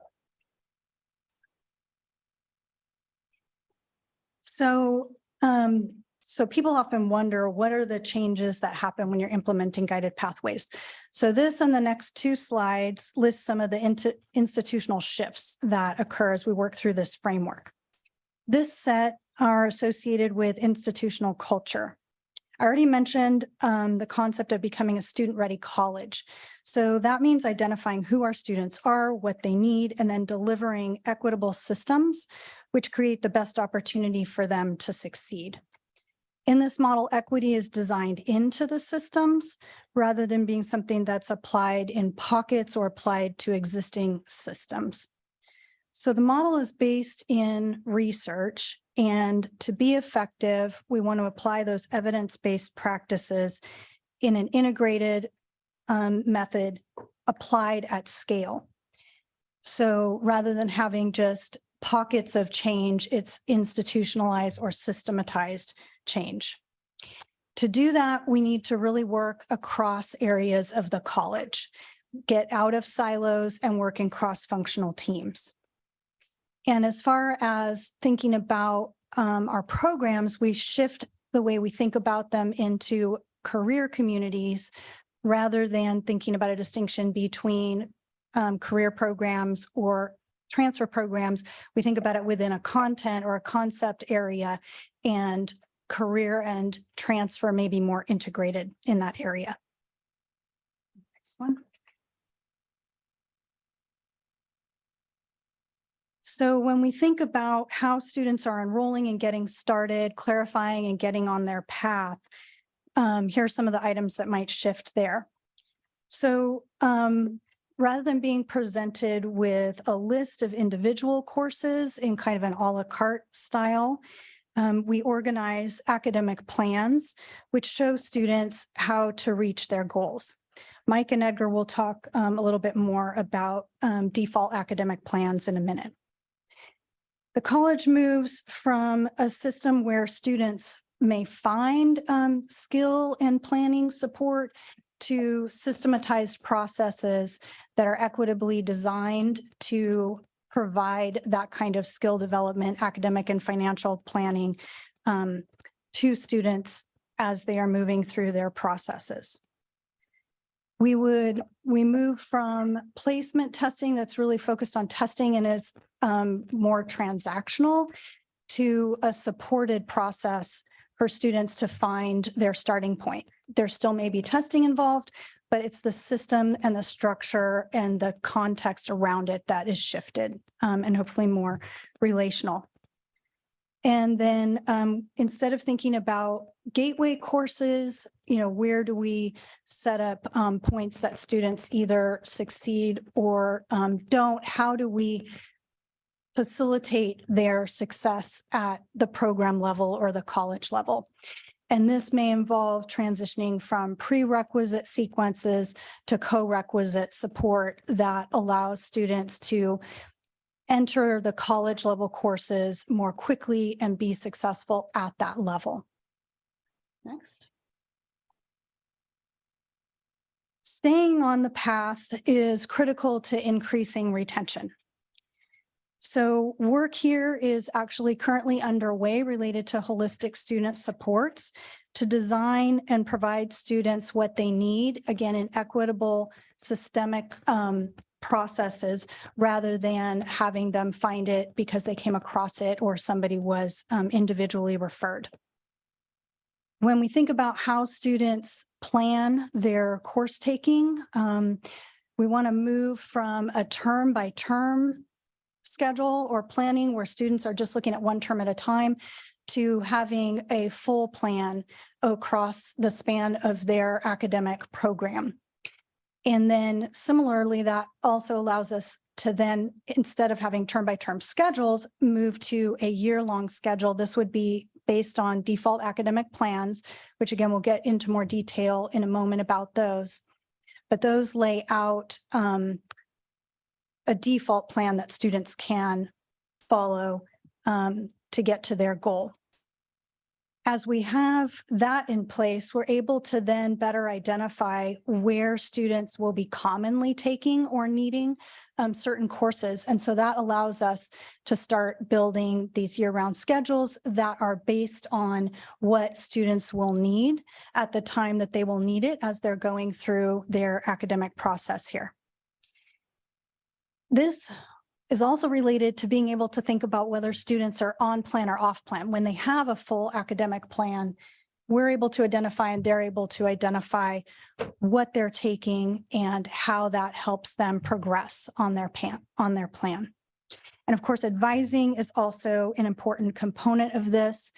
And in this model, we would identify particular points where we are aware that students may be in a transition or need additional support and have that advising planned at those momentum points. Next slide. All right, I'm going to turn it back over to Mike to describe default academic plans. Thanks, Jennifer. So one of the shifts that Jennifer mentioned was this idea of moving from this a la carte model to an academic plan, what we're calling a default academic plan. We say DAP as a shorthand. And they're starting point degree guides, and they're created by the discipline faculty, anthropology, for example. And they're based on the 1- and 2-year planners that advisors are currently using. So from that default academic plan, that starting point, again, as Jennifer emphasized, students will create an individual academic plan that's tailored to what they want. So they do that in consultation with their advisor. So Edgar has spent a lot of time with the faculty developing those. And so, but I turn it back over to Jennifer and let her introduce the process that went into creating these plans. And then I think Edgar's going to talk about it.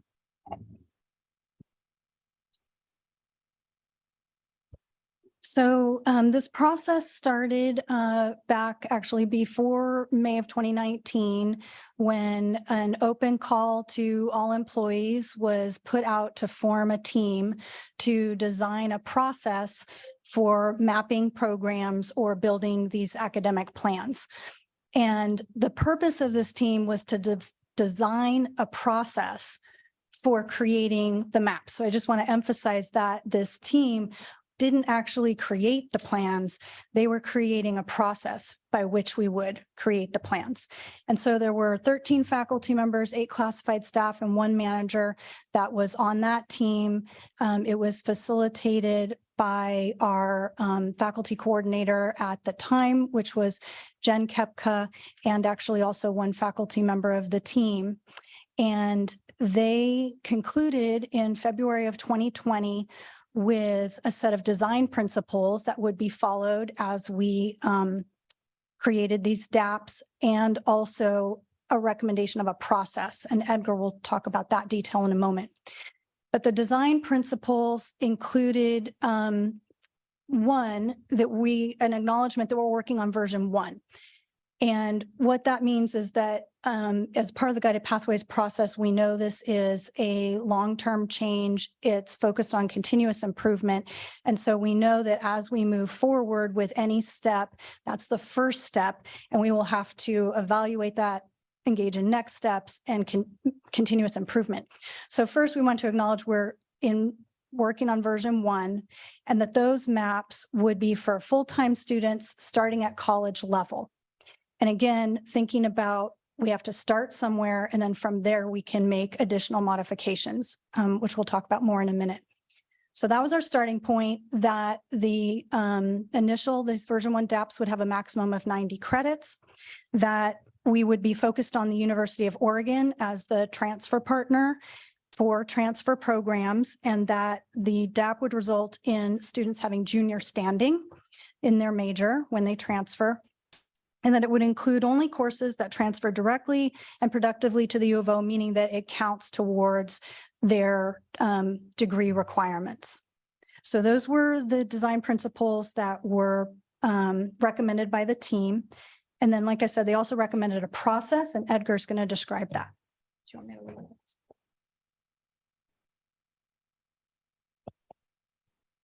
Thank you, Jennifer. Yeah, basically, like the program team concluded like the following. Next slide, please. Thank you. The program team basically recommended the following multiple step process, where basically it's a really collaborative project. And you can see there the multiple individuals that are participating.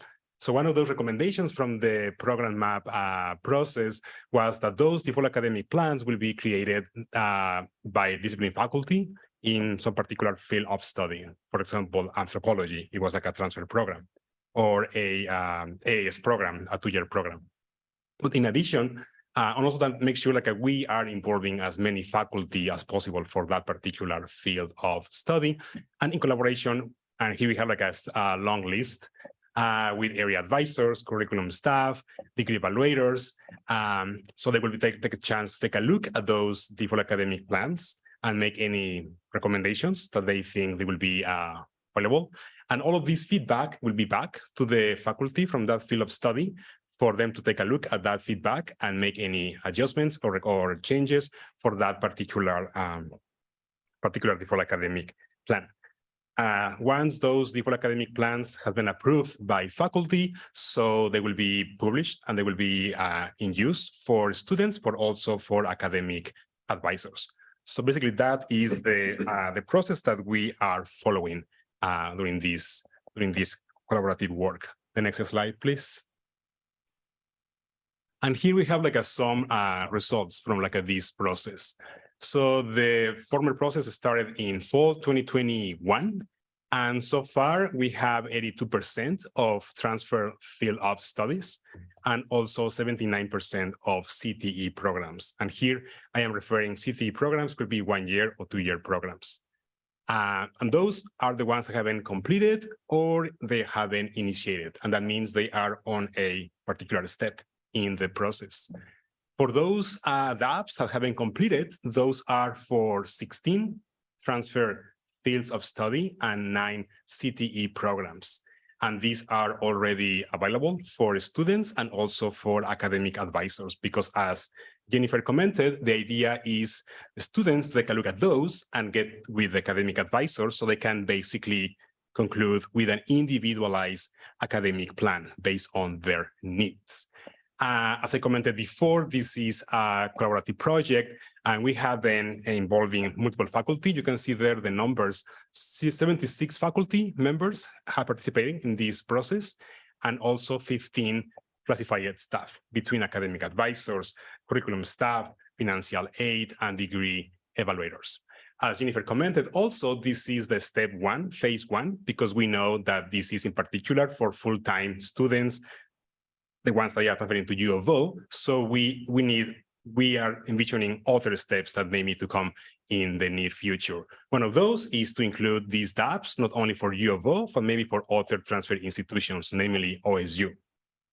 Also to create those DAPs now for part-time students, and also having those DAPs and include the developmental education for those that they need those extra courses, and to have that annual DAP update process, because they are changing the program, they are changing the corrects, and to make sure the courses have those, they transfer to those institutions.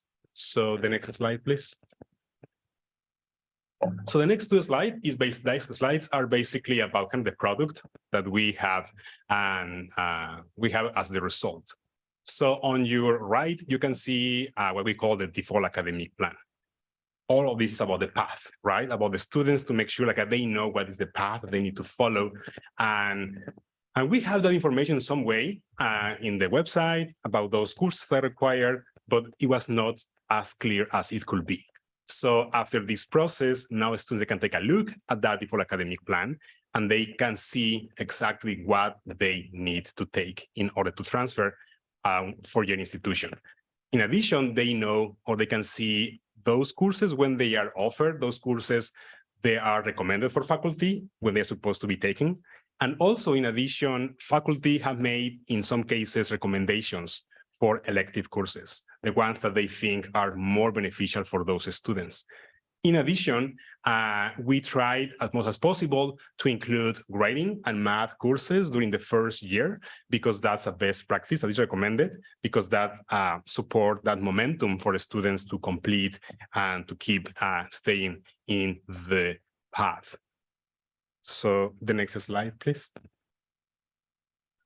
This second slide is about a 2-year program, criminal justice, AAS program. On your right is the actual default academic plan. On the left is the information that is available on the website. And I feel here is a really more drastic about to see you as a student. If you imagine you as a student looking at the website and you just see the list of classes, how overwhelming that could be for you as a student, right? Instead of having those courses, but now in a clear and transparent plan. So as the same for the DAPs for transfer areas, we are trying as much as possible to include math and writing courses during the first year or the first terms, because as I commented before, that is highly recommended to support retention and mainly for those minoritized students. So I think the next slide is for Jennifer.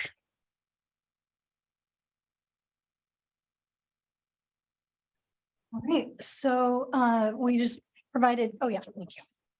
Provided some links for you here. If you would like to see the academic plans that have been completed, that's the first link where you can see the ones that have been fully through all of the steps in that process. We also have a link for our timely information promoting student success. I know you've seen those periodically, the data sheets. And then we also have some early momentum dashboards that show data related to particular metrics that have been identified as important in the guided pathways model. And that's it. So questions? I have Mike and then Lisa. Thank you for the presentation. I've heard Rob Livingstone talk passionately quite a few times about guided pathways. And it looks to me like we have done some excellent work in trying to implement the idea. My concern is about the students that come to us that don't have a plan of study in mind. They come to us and say, I like music, I like science, and I like journalism. And I have no idea which of those I should focus on. It seems to me that the default academic plans assume that students have a field of study that they've already kind of identified. And I think that there are some number of students that don't have that. And I wonder how we help them. So this is a very broad framework that has a lot of components to it. So even with everything that was in there tonight, I didn't include everything that's in the model. So part of the model actually does include early career exploration. And that the reason for that is exactly like you're saying. But in the guided pathways framework, that wouldn't necessarily just be if students self-identify that I don't know yet. Again, in the model, we really focus on systematizing and creating it in a manner that we know will be equitably applied. That has to be balanced, obviously, because there might be some students that really are pretty sure what they want to do. Sure. So, so it's not also an all or nothing kind of model, but early career exploration is a really important component of the model that, like I said, I didn't have necessarily on the list tonight, but it links to the concept of career communities that I mentioned. And also, again, potentially for future work would be enhancing how our career communities are identified, shared with students, and how students engage with that in a way that helps them with that exploration in order to better make a plan. One other piece that I will say that does relate back to the DAPS, and again, this is probably for a next phase. As we get through the first phase, then when we have all of the DAPS in a particular career community area, like say all the science DAPS, then we can have a broader conversation with faculty, advisors, curriculum, again, staff in various areas about how those plans look with each other. And are there courses that would be a basis for a STEM field that could go in, say, the first term, the second term, that provide some of that exploration and information about what it's like to be in the sciences, and yet still have the flexibility that students can then branch into a specific area, and they've taken courses that were still useful on their plan. So, but that is a few steps down the line, I think. This is an impressive implementation of the concept. And I appreciate that there are parts of it that you didn't have time to talk about tonight. I just don't want to forget about those students that don't come in with much of an idea. In fact, they might have 4 ideas that are quite different one from another. Right. Thanks.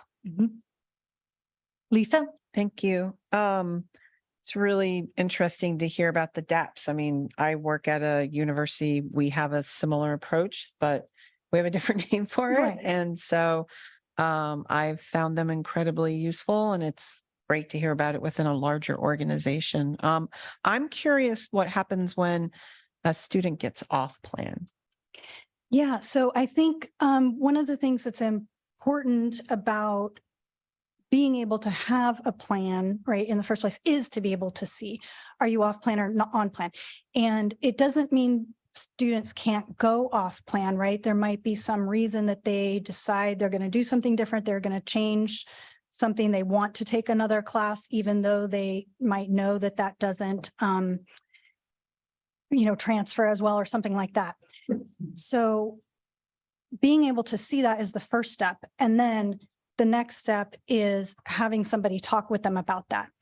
And so the advising that I mentioned, being able to get to the point where we have advising that is structured at particular momentum points is one way to have a planned check-in with students to be able to identify if they're on or off plan.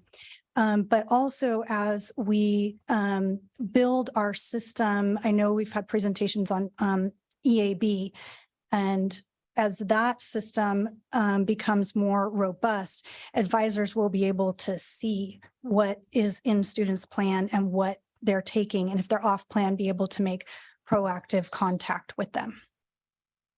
Great, thank you. Can I ask a follow-up? Sure. I guess one of the things I'm concerned about is, if things are so defined, is it going to occur that a student, if they miss a course in the sequence, that they will have to wait a year before that is offered again? And what is the impact on students of something like that? So, so that is something we will have to watch as we build this, because as I mentioned, it's going to take multiple steps to really get to the level of organization around knowing kind of where we have a volume of students that need certain classes.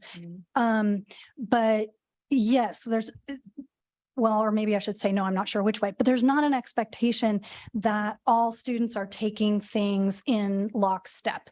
And so I'm sure that we will continue to have a variety of courses offered at different times and sequences staggered, which we do now as well.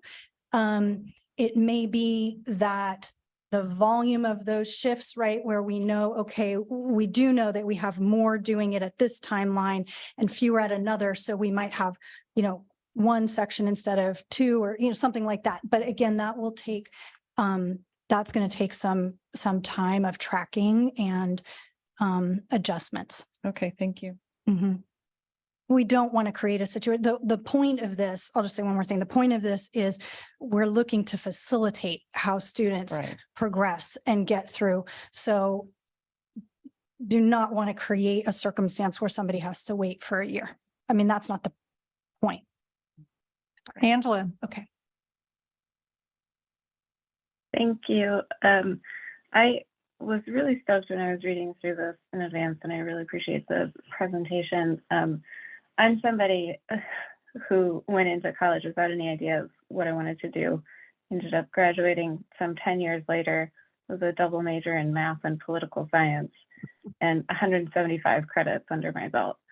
So it would have really helped me if I had a little bit more guidance in the process, not just in how long it took, but also in how many student loans I have to pay back. So just sort of from a personal perspective, I really appreciate this. It looks great, and I'm super happy about this work. Thank you.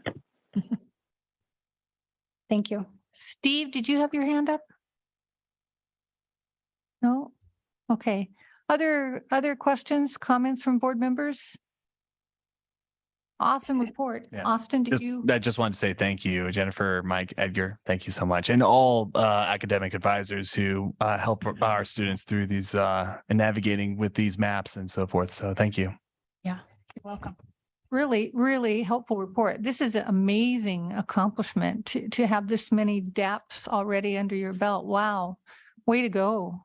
Yeah, I thank think you. this is so cool. It is a Thank very you. time-intensive process, and it's a very people-involved process, as you can probably tell. That's what I was sitting But- here imagining. There must have been dozens and dozens and dozens of faculty and staff involved in creating each one of these. So Mhm. thanks to all of them too. Soon is my best friend. Because football soon meets. Wow. So now we are in person, I can do those. Thank you very much. Thank you for making time to be with us tonight. Thank you. Thanks. Yeah. We have reached the reports section of our agenda. Is there a representative from student government available? They're on Zoom. There he is. Can everyone hear me? Thank you. You have the Okay. floor. Perfect. Good evening, Board of Education and President Bulger. On behalf of the Lane SGA, I have prepared a brief report entailing the work we've done in February and our plans for March. To start, I would like to address the shelter in place that occurred last week due to the potential threat of an armed person on campus. We have spoken to numerous students and staff who were present on campus during this incident, and we would like to commend public safety, faculty, and the students for their bravery and swift action when the threat was issued. We also understand that the resulting incident may have been an extremely stressful or even traumatic for some of our students.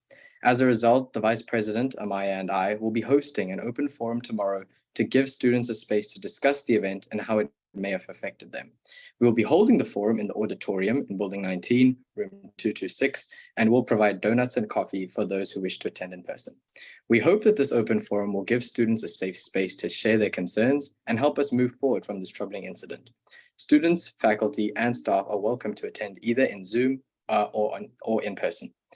In lighter news, our weekly Warm Up Your Week event has been very successful and has allowed us to connect with our student body on a more meaningful level. We continue to serve a variety of foods every Monday from 11:30 a.m. to 2 p.m. Due to its successes and the benefits for our student body, we are exploring potentially hosting this more than once a week to combat food insecurity that students face on campus. Furthermore, on our student engagement opportunities, we have decided on our major spring event. After much discussion and consideration, we have decided to host a spring ball, where students are encouraged to dress up and enjoy an evening filled with delicious food, music, and dancing. This is currently being drafted up as we deal with the final logistics of hosting such an event, but we hope to make this a reality for our student body. Our relationships with our external organizations are also strengthening further. We are working closely with the Oregon Students Association, OSA, developing our legislative priorities, and with the Associated Students of the University of Oregon, ASUO, to restructure OSA and assist them in partnering with other higher education institutions in Oregon. Furthermore, we are also planning on meeting with the Washington Students Association to discuss the possibility of collaborating with student associations across the West Coast, specifically in the states of Washington, Oregon, and California.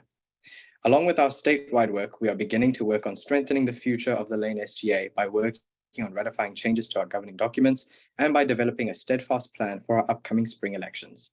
Both our governing documents and election committees are making swift and effective progress in their goals. Currently, Amaya and I's main focus is on supporting students in the light of last week's incident. However, our Senate has continued to work seamlessly behind the scenes to ensure that all of the SGA's priorities progress as necessary. This ensures that even in the midst of turmoil, this SGA continues to function seamlessly. I am proud of our senators' response and I applaud them for their resilience. I look forward to what the future holds for both the college and the Lane SGA.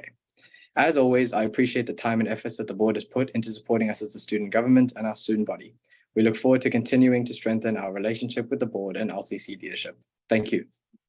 Thank you. Report from LCCEA, Adrian.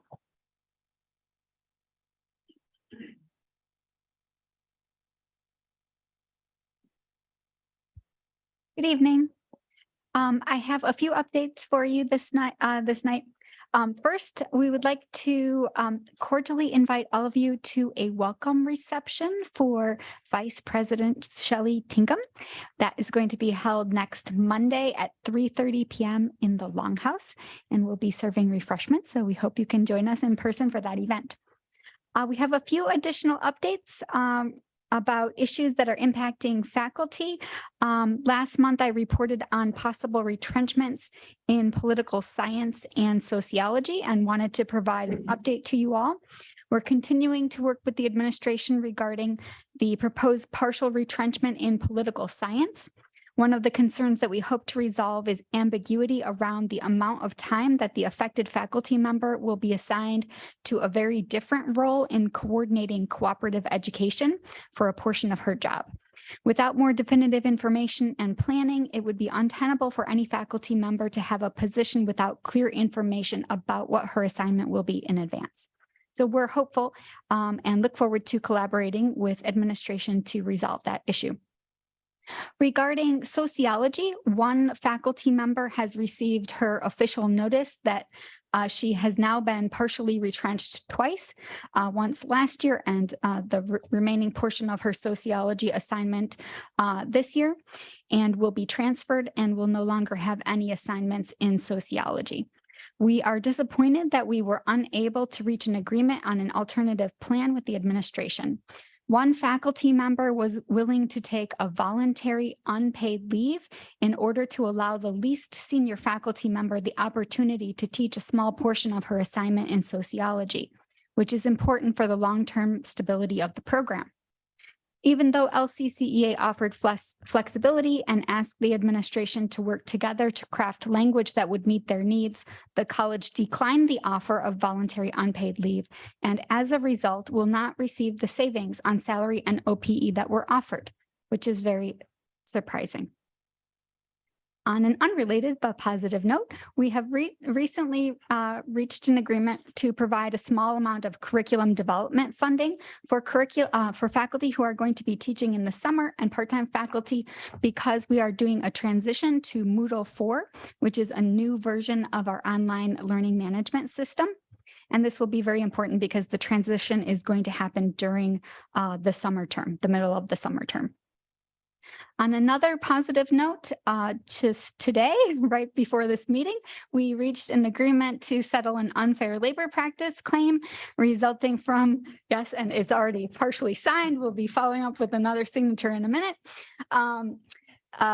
This was an unfair labor practice claim resulting from a reduction in clinical instruction time for dental hygiene faculty in September, shortly after an arbitrator had awarded them compensation for all of their student contact time.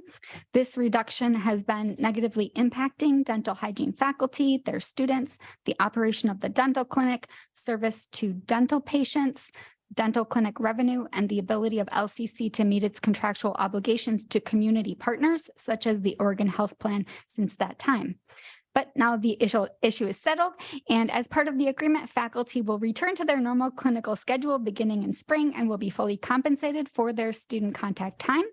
The college will provide $10,000 in tuition waivers to students in the dental hygiene program this year who have been impacted by the disruption, and LCC will reimburse the union for the unfair labor practice filing fee.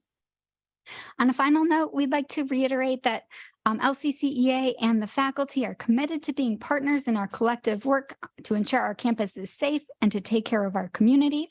We have a long-standing collaborative approach between the administration and the unions, who together collectively rise to the occasion and embrace our common goals with compassion, warmth, and cooperation at a time of crisis.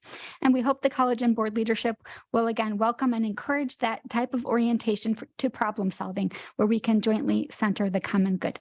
Thank you. Thank you. A report from LCCEF. Frankie, are you there? I think I see you. Yep. Hi, I'm here. Thank you, Rosie. I'll go ahead and start. The LCCEF Executive Council would like to thank all of the public safety teams for running to danger instead of running away. While we and they all know the responsibilities, the job it is, so nice for them to show up for all of us. Public safety on a daily basis comes into work, knowing that they may come against violent people with minimal protection. We tend to take them for granted while we are here, but Wednesday, they showed us that not only do they care about each and every one of us, but they are very well trained and not afraid to do what is needed to protect us. Our public safety first responders face incredible challenges to keep the college community safe. This past week, it has been especially true as public safety officers continue to uphold their oath to protect and serve during what was a report of an armed person on campus. We have to remember that these are the people who come to this campus no matter what the conditions are to keep students, employees, and property safe and secure. We'd also like to thank the surrounding law enforcement agencies that came to our campus to protect us. Your actions that day are appreciated.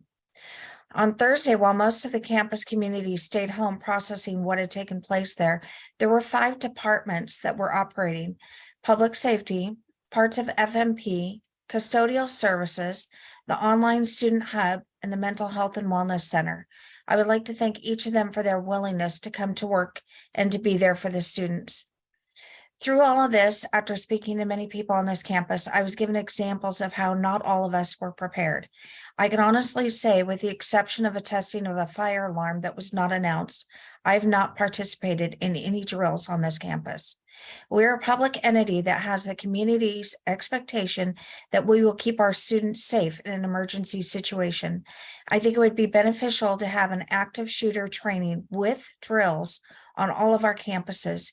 Each department should be able to tell what type of emergency we are having and know if we need to evacuate or where the best and safest places to hide for students and the different employees. We are worried about this. If we are worried about disrupting classes, then these training sessions could be held during our in-service days. Of course, this is just an idea, but I hope that all of you will make our campus preparedness a priority going forward. Thank you. Thank you, Frankie. And thank you to all those employees who were there. Information reports, board members. Do you have questions about any one of the several information reports provided to you in your packet this month?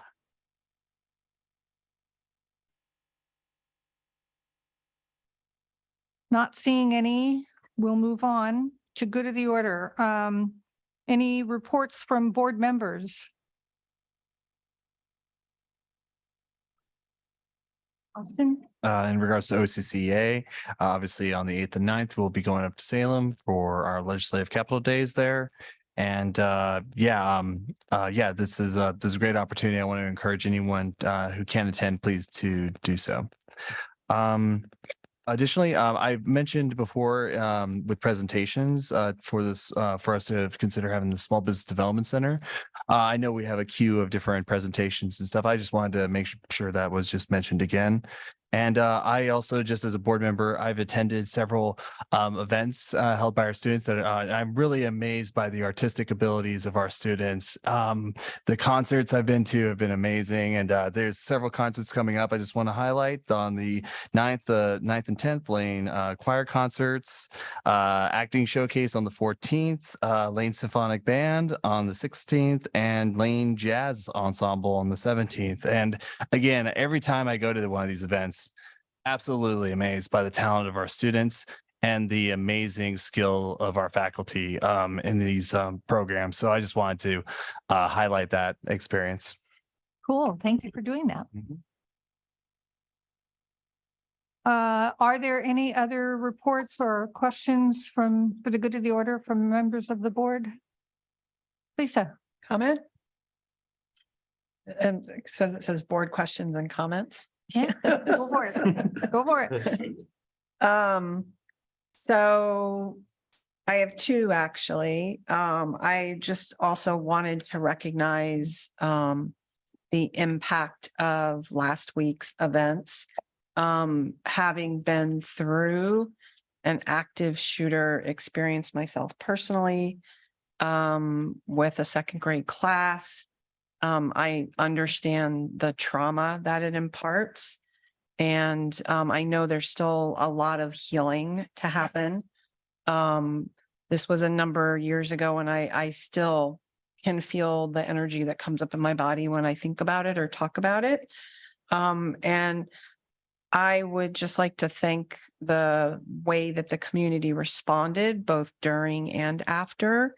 But also let people know that I personally, as a board member, I can't speak for everybody here, but I personally, as a board member, am committed to making sure this is a safe place for students to learn, for people to work. And I have had conversations with Dr. Bulger, and I do believe that there will be exploration, evaluation, and investigation conducted. And so we want this to be a safe place for everybody.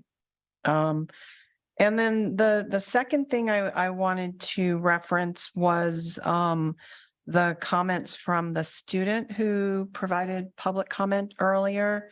I did notice on one of the things that she identified was active engagement between the board and students. And I think this is something that we have explored in the past. And I think the pandemic certainly was an obstacle to many things, but I would love for us to explore what that might look like. I don't know if that means inviting board members who are able to come to specific student forums, or where we have opportunities specifically for the board to have active engagement. So that's just something I wanted to identify. Being on campus during the week and just wandering around, some of the highlights of my day sometimes are the students and the employees at the college that I stumble upon and have the opportunity to just talk to. And I think sometimes people don't realize I'm a board member when I'm having conversations with them, and that's delightful. And I appreciate those interactions. But I would love to have more active engagement, and wanted to thank that person for coming tonight and speaking with us. Steve? Yeah, I also just wanted to comment on the on what happened last week and some of the discussion and commentary and opinions we heard tonight. So my understanding is that Stephanie Bulger is working with staff to produce a thorough report that focuses on what happened, and that's important. I think we all seem to agree that that's a necessary step, but not sufficient, right? We've heard numerous opinions on what we might do to make the situation safer going forward, with locked doors from the inside, and a whole bunch of suggestions.